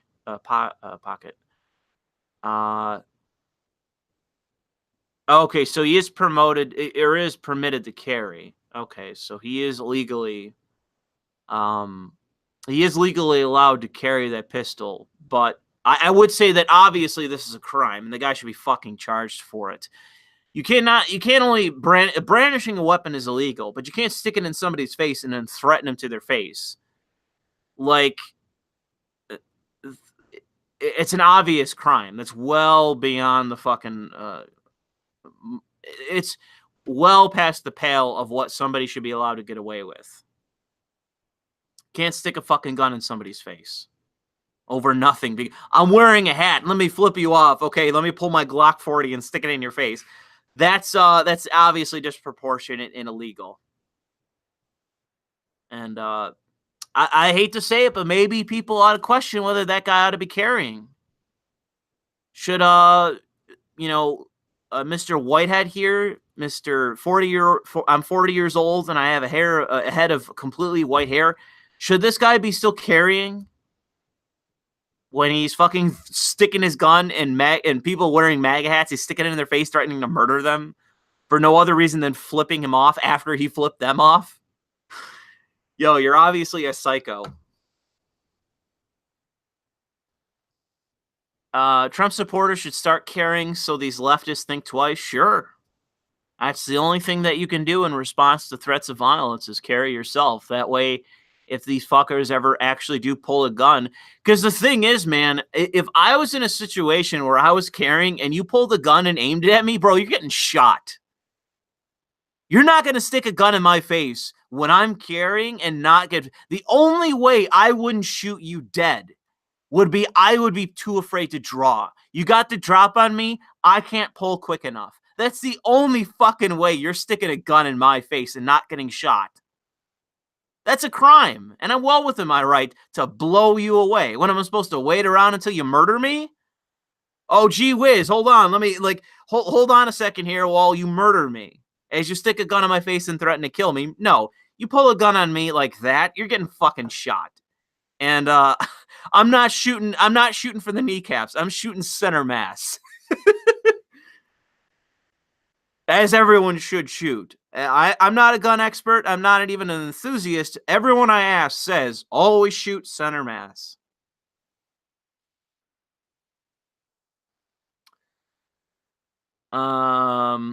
Do I think if anti-discrimination laws would be repealed, these progressives would be less likely to infiltrate media and entertainment? No, I see no correlation to that. If a Trump supporter with a MAGA hat pulled a gun, some guy, TYT would be all over this. Yeah, I agree. Bazinski says, coming out of gun classes, I found revolvers more pleasurable than pistols. Only problem is capacity. I don't really have a high opinion of revolvers. I have a low opinion of revolvers just for the sake of recoil. For stopping power, there is a very good argument for revolvers, but the problem, in my opinion, is recoil. I've never liked the recoil of pistols or revolvers. My father owned a bunch of them, and I shot them, and I couldn't stand the recoil of them. I hated shooting them. And in my opinion, it's hard. I mean, like I said, the stopping power is a factor, but I think for most people that understand firearms, they will tell you that you can find good stopping power with a semi-automatic pistol with anti-personnel rounds in the chamber, and you being able to fire off more in quicker succession, more accurately with that kind of pistol than you could with a revolver. Revolvers are slower, they have more recoil, and because of that, they're less accurate per shot than a semi-automatic pistol would be, especially with anti-personnel rounds. Even with smaller calibers, like say a 9mm, which is what my Beretta is, that it's not about stopping power with one shot. This isn't a fucking Desert Eagle. This isn't, a fucking 44 Magnum. It's not about the stopping power one shot. It's volume of shots. It's the number of shots you can get off, because all you need is, one shot to, certain extremity, a heart or a brain, and you're fucking done. It doesn't matter even what caliber. A 22 caliber will fucking kill you if you hit somebody in the right spot. It's just about whether you can actually hit somebody. And Z-Star says that revolvers have a place in self-defense carry. I'm not disagreeing. I'm not saying otherwise. I'm saying for me that the recoil of a revolver I specifically don't like, and it makes me more inaccurate with the actual per shot. It makes me less accurate. I can fight, and I know people are now defending fucking revolvers. I know. I'm just saying that with a semi-automatic pistol, if my issue is accuracy, I'm fine with the accuracy of a pistol, semi-automatic pistol, even of differing calibers. But with a revolver, I am just not accurate with it. I have to fucking re-aim every goddamn shot if I want to fucking hit a target that isn't fucking 5 feet in front of me. You know what I mean? Yes, revolvers are more reliable, but I've never had a pistol of mine like squib load or squib discharge, however you say it, where a fucking a shell gets a cartridge gets wrapped up, in the port, whatever, or it's jammed, something like to that effect. I've never had a pistol jam on me like that, never. And to me, the difference is the kind of pistol you carry. And like if you carry a pistol that is like infamous for squib loads and for fucking jamming, then obviously you shouldn't carry that kind of pistol for defense. But I don't think that jamming is really that big of a problem if you are taking care of your firearm and if you are using a pistol that specifically does not have an infamous reputation for jamming. Yeah, I am no Dirty Harry, man. I am not.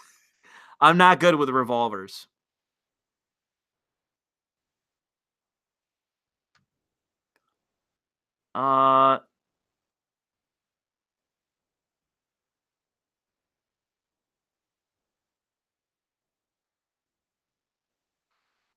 Squibs involve ammo, not the gun.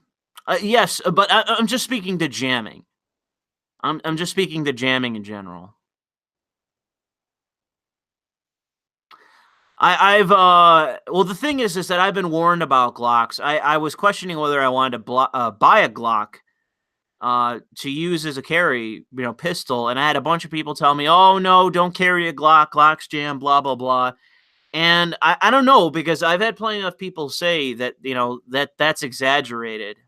Because I've had plenty enough people say that the Beretta, I have a 92 FS. People keep saying that, oh man, Beretta jams constantly. I've shot my pistol like fucking 200 times. I've never had it jam once. Not once have I had it fucking jam. I mean, the old version of the Beretta pistol that I have, whatever it was, the older version of the 92 FS, whatever it was called, the older version of that jammed. Yes, it was notorious for that, and that's why they updated it. But I think people get too autistic about the jamming. That, or they're not properly taking care of their fucking firearms. That seems to be one of the big things. People don't properly carry, they don't properly take care of their weaponry, and then they jam. And they go, oh, this is just a pistol. This is just a pistol.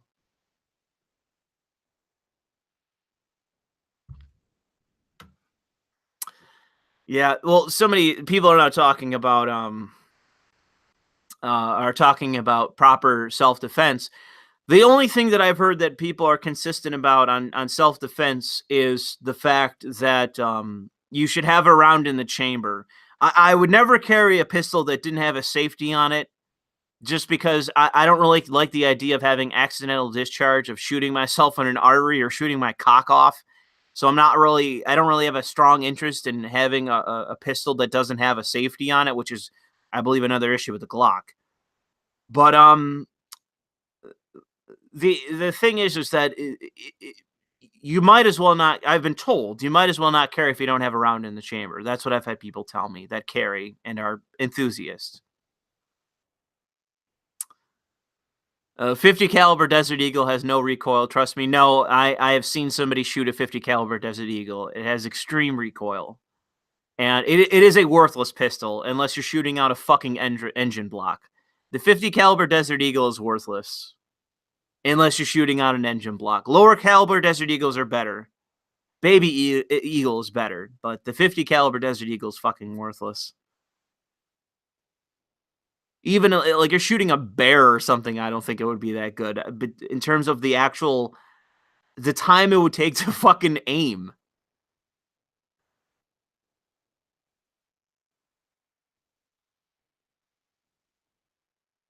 I've already talked about the UN Loli ban. You have to roll back at the beginning of this commentary or the stream. I've already talked about it. There's not really much to say. It's the same shit over and over again. They've tried it multiple times. So, anything else before we wrap this up? I feel like we're running out of topics. I kind of feel like I'm padding this stream a little bit with my tangents. Fuck. This beer is killing me. I'm burping constantly.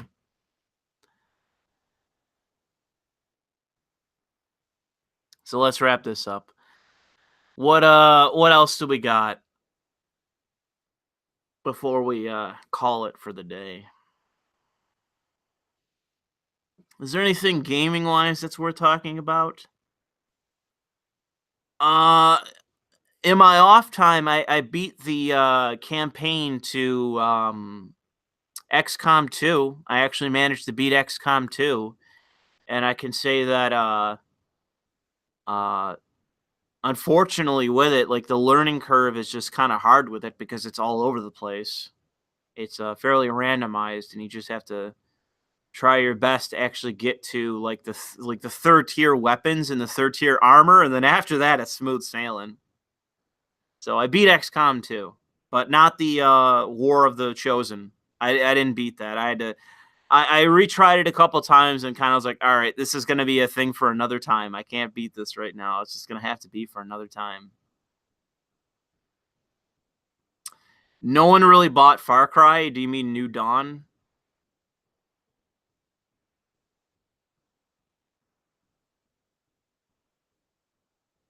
Thoughts on Anthem and BioWare?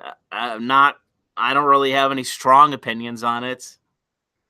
I was hoping that the company would fail, but it doesn't even matter now. It doesn't even matter whether Anthem sells or not. BioWare is still going to be around for the next couple years.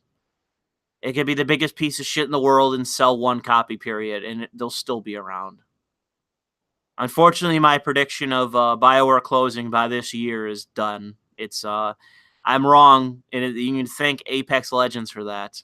Apex Legends has completely killed my prediction for Anthem being it.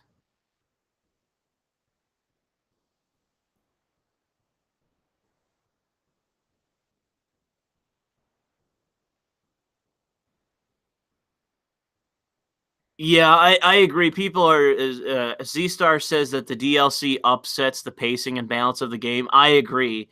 I think it might actually be a little bit better, like a little bit more fun and interesting than the vanilla campaign, but it's really all over the place. The last time I tried to beat it, I played it 3 times. That campaign, I tried to beat it 3 times in a row, And every time I ran into a problem that I couldn't get past. The third time around, I ran out of alien materials and I just couldn't get any more. I couldn't get any more alien materials. And it's like, okay, well, I'm stuck. I need fucking materials. You know, a month went by. I can't get anything. And I had like $600. I had like $700. I couldn't spend on anything.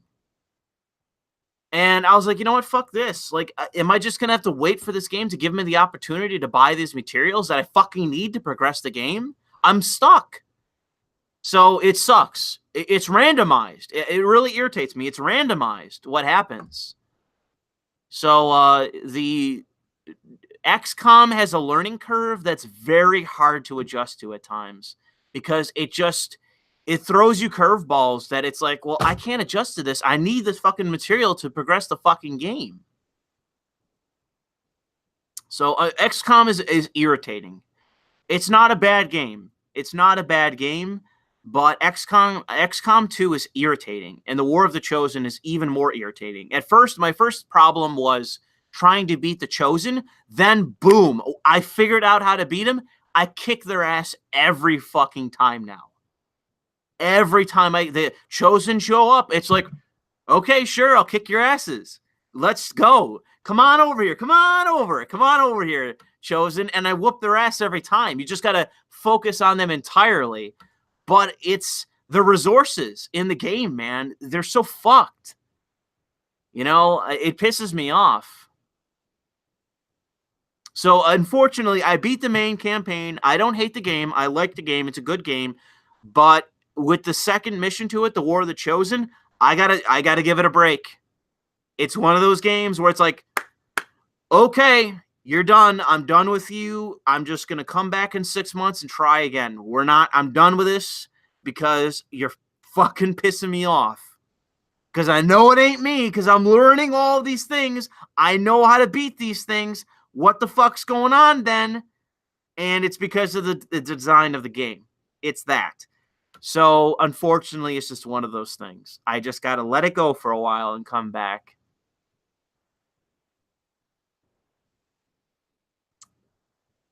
Well, let's see here. Yeah, a bunch of people are still insisting that I play Resident Evil 2. I got it on my wish list on Steam. If I feel like it, I'll buy it. You know, I see a lot of people saying it's a great game, and I've never really considered myself a fan of Resident Evil, but I've seen the gameplay of it, and it looks fine. It looks fine. Hold on, I think I missed a super chat. JSC Hong, or no, actually, hold on. Patrick says, Titanfall is a good game, and Apex Legends isn't bad. Well, that's up to you. I'm never going to fucking play it. That's fantastic. I hope you enjoy it. I hope you put a lot of money into it, and, congratulations to bailing out fucking EA. Worst spot they've been in the history of their company. Congratulations, you bailed them out successfully. JSC Hong says, if you're ever in Geneseo, I recommend Intermission Bar. Maybe. I don't really go to bars much when I'm at all, but not so much when I'm away from home.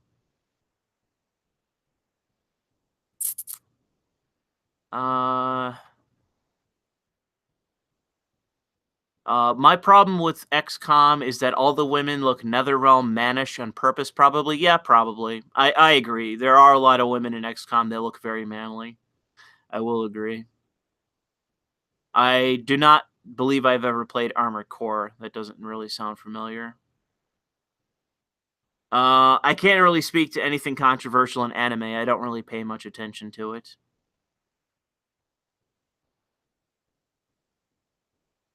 I saw Toast say this. What thinkers influenced me the most? I'm not sure if you mean YouTubers or do you mean like philosophy or whatever.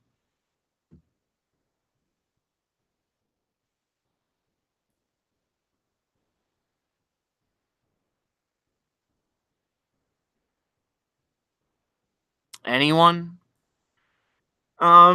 Well, I guess when it comes to my style of commentary and like some of the humor that I use and what I do, I would say that a big one, and I've said this before, is the Angry Video Game Nerd. The Angry Video Game Nerd, I think, is kind of one of my so-called influencers for at least my style.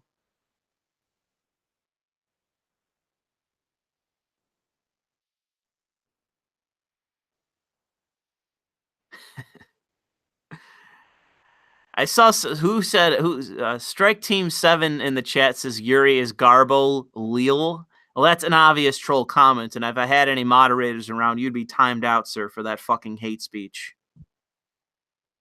But I don't believe I do currently. There's a bunch of fucking there's a bunch of Yuri games that just came out. Like a Yuri game just came out, I believe, on Manga Gamer. One just came out on Jast, and something else that I saw floating around. Yeah, I've played Far Cry 5. I played it recently, even. I beat it recently, even. You mean Far Cry 5, right? You don't mean Far Cry New Dawn. Far Cry 5 is one of the best games of last year, and I say that like with my eyes glazed over, swallowing a black pill. That's my opinion of Far Cry 5. It's one of the best games of last year, and it's unbelievable that I'm saying that.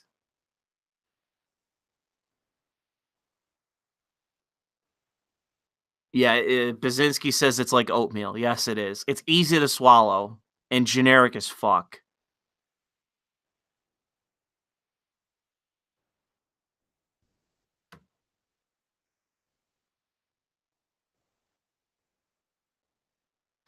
I bought, and I'm ashamed to say this just because I mean it's less than a full game, and they charged less for it. But I bought Far Cry New Dawn just because I was curious where they were going to go with it. But oh my god, they're getting so heavy-handed with the progressive bullshit. It's just getting so obnoxious. Ubisoft is just getting so annoying with it. And Far Cry New Dawn is unfortunately it's just there's such a lack of innovation with it. It's just so tiresome. I regret buying it, honestly. I'm gonna beat it just for the sake of saying I did and just to see if it's worth a shit in the end. But my god, man, like like I said, it's just so trite. It's just so unoriginal. Like even with Far Cry 5, that by itself was bad enough in terms of the bad parts of it. With this game, it's just like, okay, we got oatmeal with brown sugar in it. How about oatmeal, except for it's really dry? We didn't put enough milk in it, and it's just dry. And it's like, fuck me. Like, I was hoping for some blueberries in this oatmeal. I was hoping for some raspberries in this oatmeal. I understand I'm getting oatmeal. How about a little bit better oatmeal? Not worse oatmeal, okay? What the fuck is going on?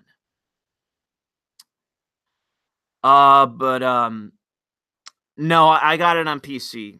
People are saying if I got it pre-owned. No, I got it on PC, so I'm stuck with it. But the thing is that with the $40, that's $40 on my end. And for those of you listening to me now, I would not buy it at full price. It is $40, which is thankfully not highway robbery, which it would have been at $60. But fuck, man. Like I said, Far Cry 5 was not very innovative. Not very, or not much at all. Far Cry New Dawn is like, how can we take the most boring aspects of our game and then replicate that? And it's like, what the fuck are you doing? Ubisoft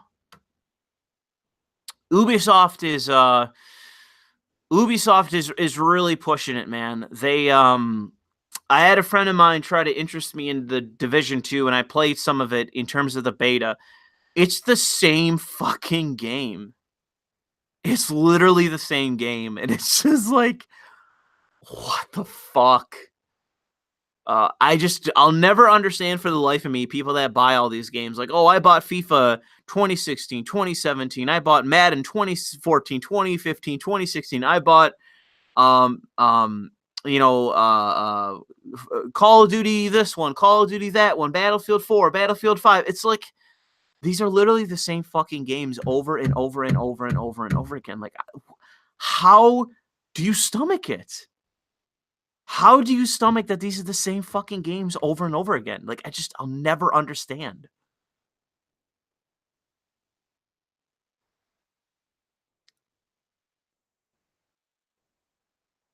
Yeah, somebody mentioned the radio tower thing in Far Cry 5.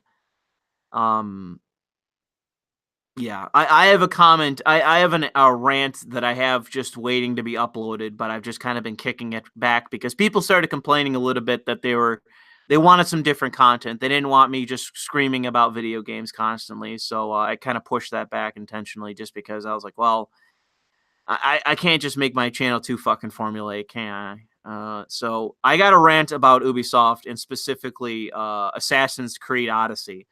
Because goddamn, dude, the developers of the Western gaming industry are if you can imagine people more incompetent and worthless, I don't think you could find them anywhere else but this fucking industry, man. They're so stupid. They're just so stupid, man. I'll never understand. What philosophers influenced me the most, and how do they affect you? I already said in that stream earlier today with Brian that Nietzsche was a big part. But there've been a bunch. There've been a bunch over time that convinced me of things, and there's been plenty of people. It's not just philosophers. It's always been commentators, even comedians. Bill Hicks, to some degree. I mean, Bill Hicks, I can credit for a few different things, but opening my mind to the idea of brazenly challenging things regardless about how people feel about it, I can credit him for that. Regardless of his attitudes on different things, I can say that he's one of the people that convinced me that it's more immoral to challenge things regardless of how other people feel than to just let it go unquestioned.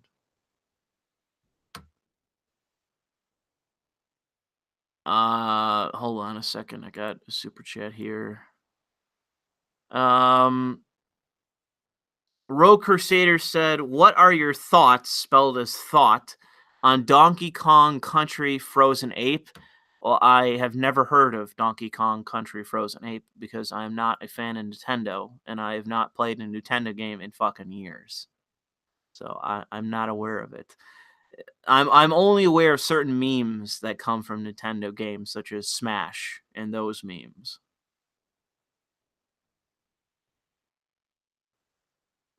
John Lennon, spelled as Lennon, Louis, great influence. I can say that John Lennon influenced me to some degree. That is true, but it's opposite to his positions.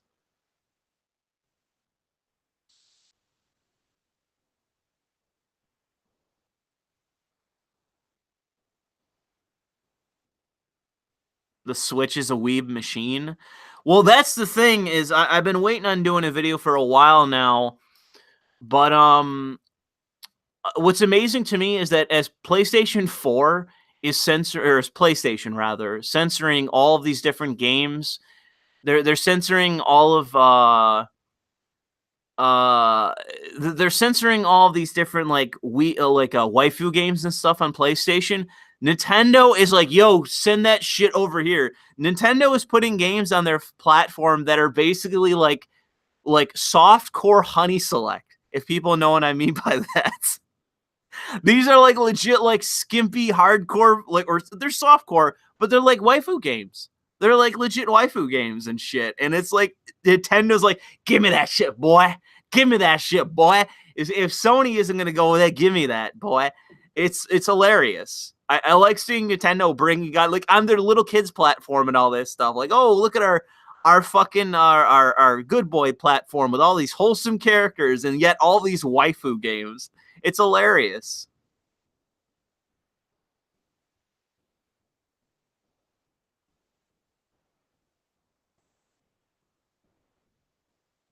Yeah, Nintendo is smart business-wise. They know what they're doing. Louis, what do I think about the civil rights movement, especially MLK Jr.? You sound like somebody that watched that stream I did earlier with Brian. I already said that one of the issues with Martin Luther King, this being Black History Month, and the other day was Martin Luther King Day, I believe. He was a failure. His vision for America didn't happen. They got discrimination laws passed. They got that amendment passed, and that was fucking it. His overall vision of America never took root, and he was a failure. And in defense of him, he got assassinated. Obviously, you can't see through what your objectives are if you get fucking assassinated in the process. But his vision for America never happened, and the fact that we celebrate him in the ways that we do with Black History Month and Martin Luther King Day, it's a joke. It's a joke. It would be like celebrating the suffragettes if we never had women's suffrage. It'd be like celebrating the 19th Amendment if it never passed. It makes no sense. No one wants to admit that Martin Luther King was a failure, but he was. He was. And it's a sad thing. I did a stream with Brian. People are asking what stream. I did a stream with Brian from Honey Badgers. I tweeted it out earlier. It's also on Facebook and Gab. So feel free to watch that 3-hour discussion that I had with him. It was mostly me just rambling.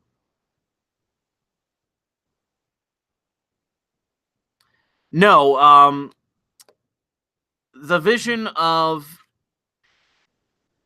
with Martin Luther King Jr., it was the idea that people would weigh the value of a black man as that being equal to a white man, and that the basis of which that people would judge blacks would be on the worth of their character and not on their skin. That hasn't happened. We wouldn't have affirmative action, all of these ideas of reparations and all the rest of it, and all the, race hustlers, if what he envisioned actually took root and happened. You wouldn't have black families in America more dysfunctional, demographically than ever if what he wanted actually took root. You wouldn't have black identitarians running wild if what he wanted took root. What his vision of America never occurred.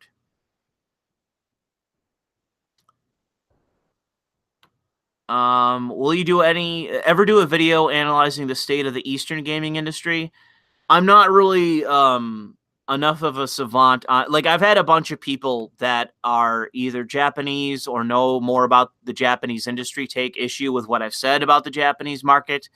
I wouldn't offer an opinion in the way that I have about the West, because I think more people would be able to pick apart more holes in my argument and then use that to basically tear me down. So I don't really comment on the Eastern gaming industry much.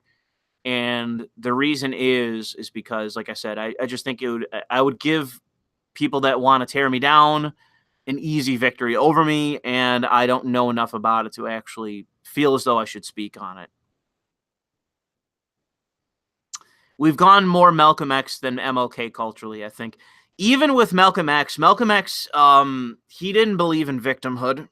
Malcolm X, when he was a Nation of Islam, he was a lot more radical and shit. And he was a lot more of a separatist.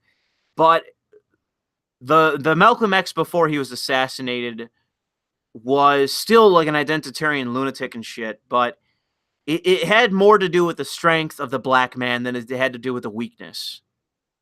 And yeah, people just Strike Team just said he got bushwhacked by his own people. Yeah, Nation of Islam assassinated Malcolm X. Malcolm X was a lunatic. He really was in terms of his philosophy. But even with him, I don't believe for a second that Malcolm X would look very highly upon where the fuck we are now.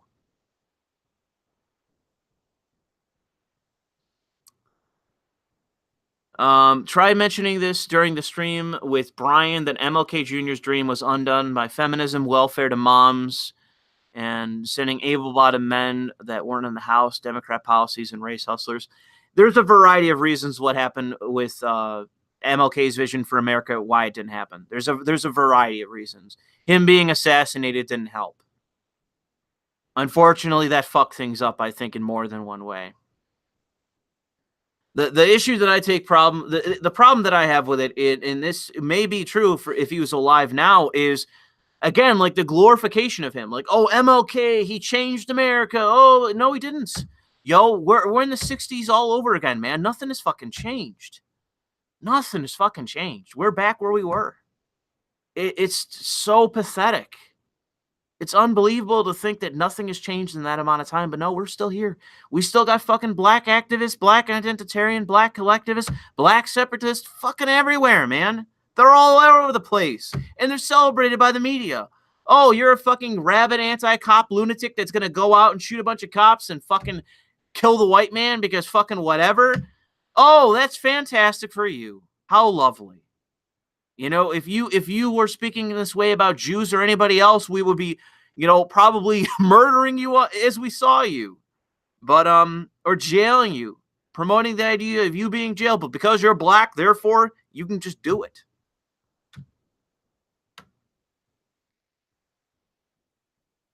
Yeah, things have changed, but the things have changed in terms of I don't mean like you're saying like, oh, well, people like it's a whole issue of what happened with people being discriminated against. But no, the discrimination is still happening today. It's just not all against blacks.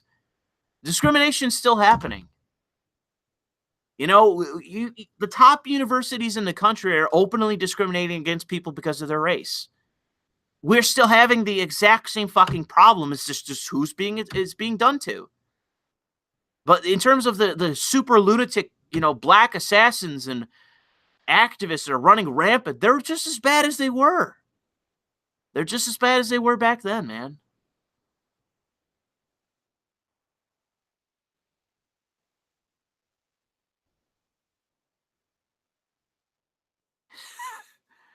People are memeing about the black Israelites or the black what are they called? Not black Israelites, or black Hebrews. If they're called something more specific. But yeah, those, I mean, they're just one on a heap of organizations that are just fucking crazy and are all over the place.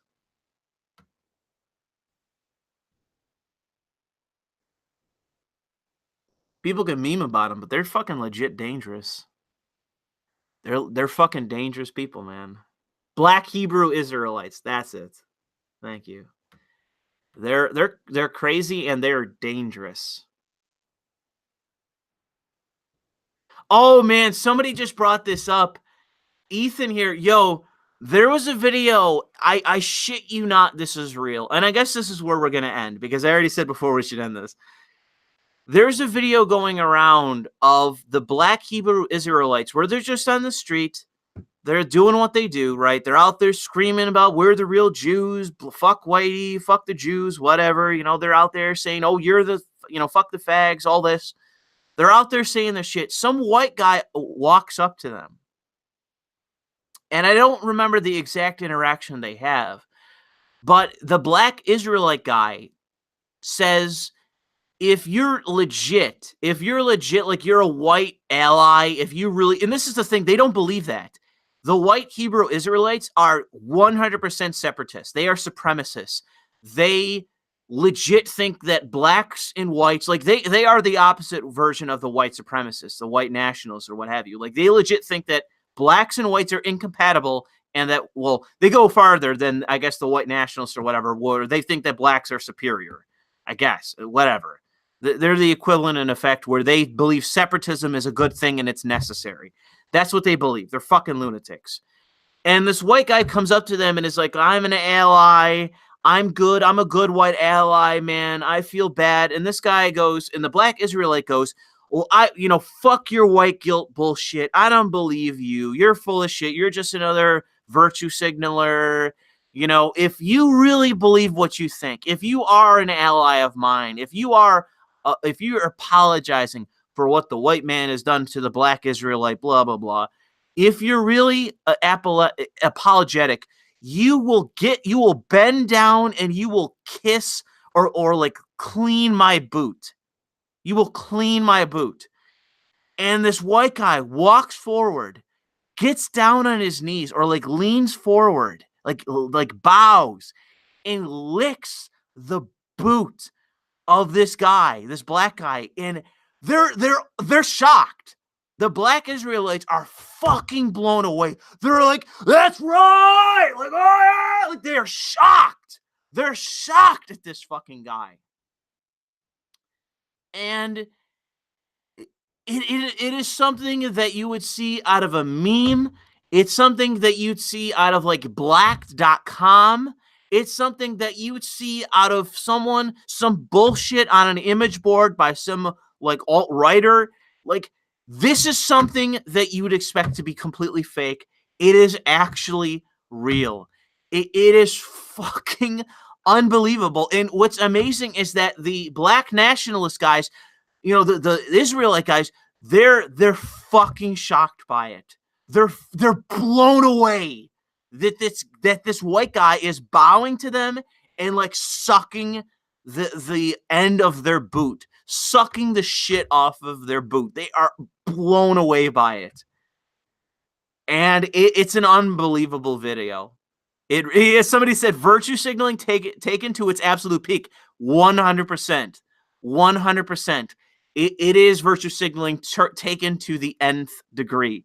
It is the worst, one of the worst things I've ever seen in my life, man. It is fucking ridiculous. It is a meme become reality. It really is. It really is, man. It is crazy. I thought it was bullshit, and I watched the video, and I was like, bro, you gotta be fucking kidding me. And when he bent forward, I was like, oh my God, it's gonna fucking happen. And he's like, he licked the end of this guy's boot. It's so, I'll find the video. I guess I'll show it to you. People are talking about it. White guy licks black Israelite's boots. Let me find it. Somebody is saying that a white woman did it too. I don't really care about the white woman. I want to find the white guy.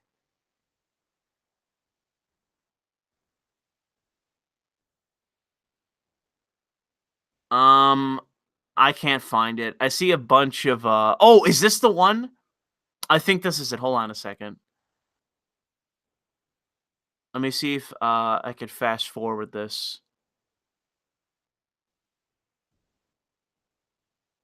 No, this isn't it. This isn't it. I might not be able to find it.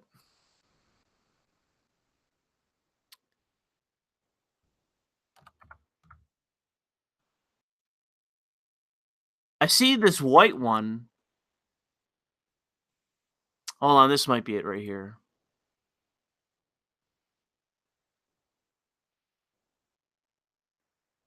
Or is... Oh my God, dude, this is another video! Oh my fucking God, this is another video! There's another video of another white guy licking the boots of these guys. There's another one of these videos. Jesus Christ, man. How many are there? How many are there, dude? There's like 3 of these. What the fuck? What the fuck, man? How many videos are there of this?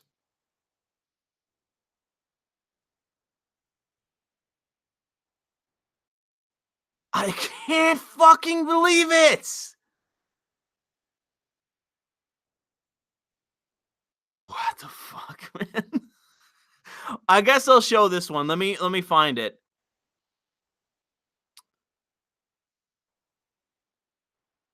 Oh my God. Oh my fucking God, man. What the fuck is wrong with this country? Dude, okay, I guess I'll show this. See, I don't know if I want to show this whole thing because I don't want to get copyright stricken, because this isn't even, I think this guy is just some other guy because he has a stupid name. It's like fake Israelites, whatever. Let me present this. Dude, there's so many of these videos. Look at this. Look at this. This is like a segment. This is like a whole list of like, Look at this. Look at this. He's like kissing the feet of every one of these guys. God, dude. God. What the fuck? Let me see. Where's the one guy? Let me find the one guy. He was like slobbering. It was fucking unreal. Let me see if I can find that guy. Where is that? Is it that guy? Who is it? Yeah, okay, this guy is also kissing their feet. This is another one. Look at this. Look at this.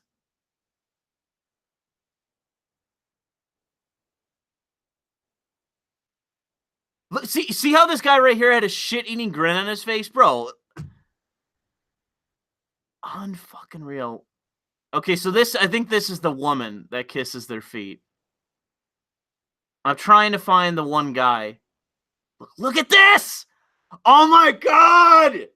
Oh my god! Oh, oh my fucking god, dude.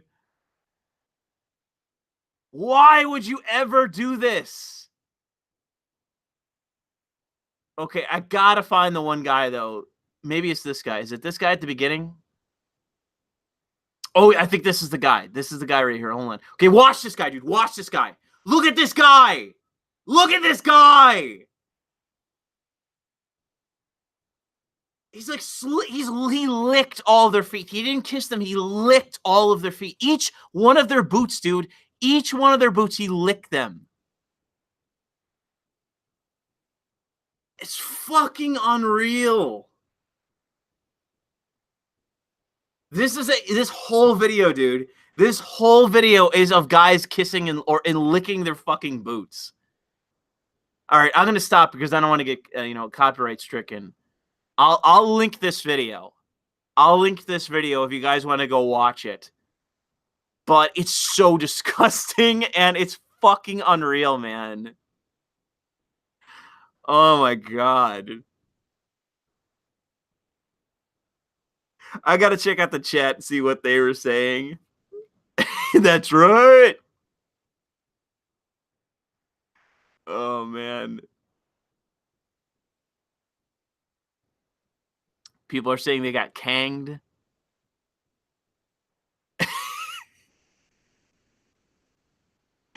Oh my god.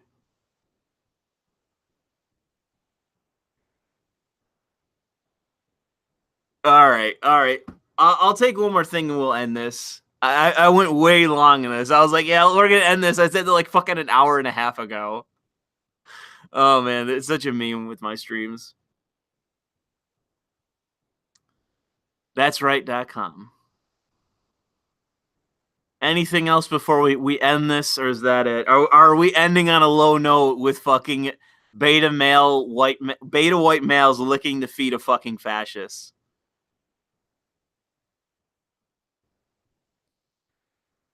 Wrap it up.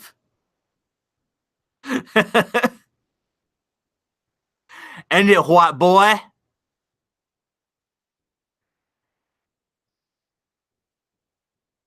All right. I guess that's it. Let me double check to make sure I didn't miss any fucking super chats.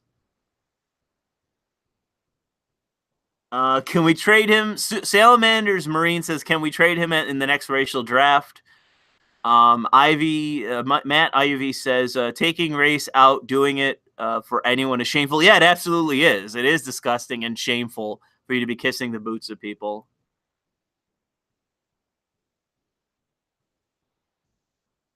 All right, I have everyone saying now wrap it up. Wrap it up. That Dave Chappelle meme. Wrap it up.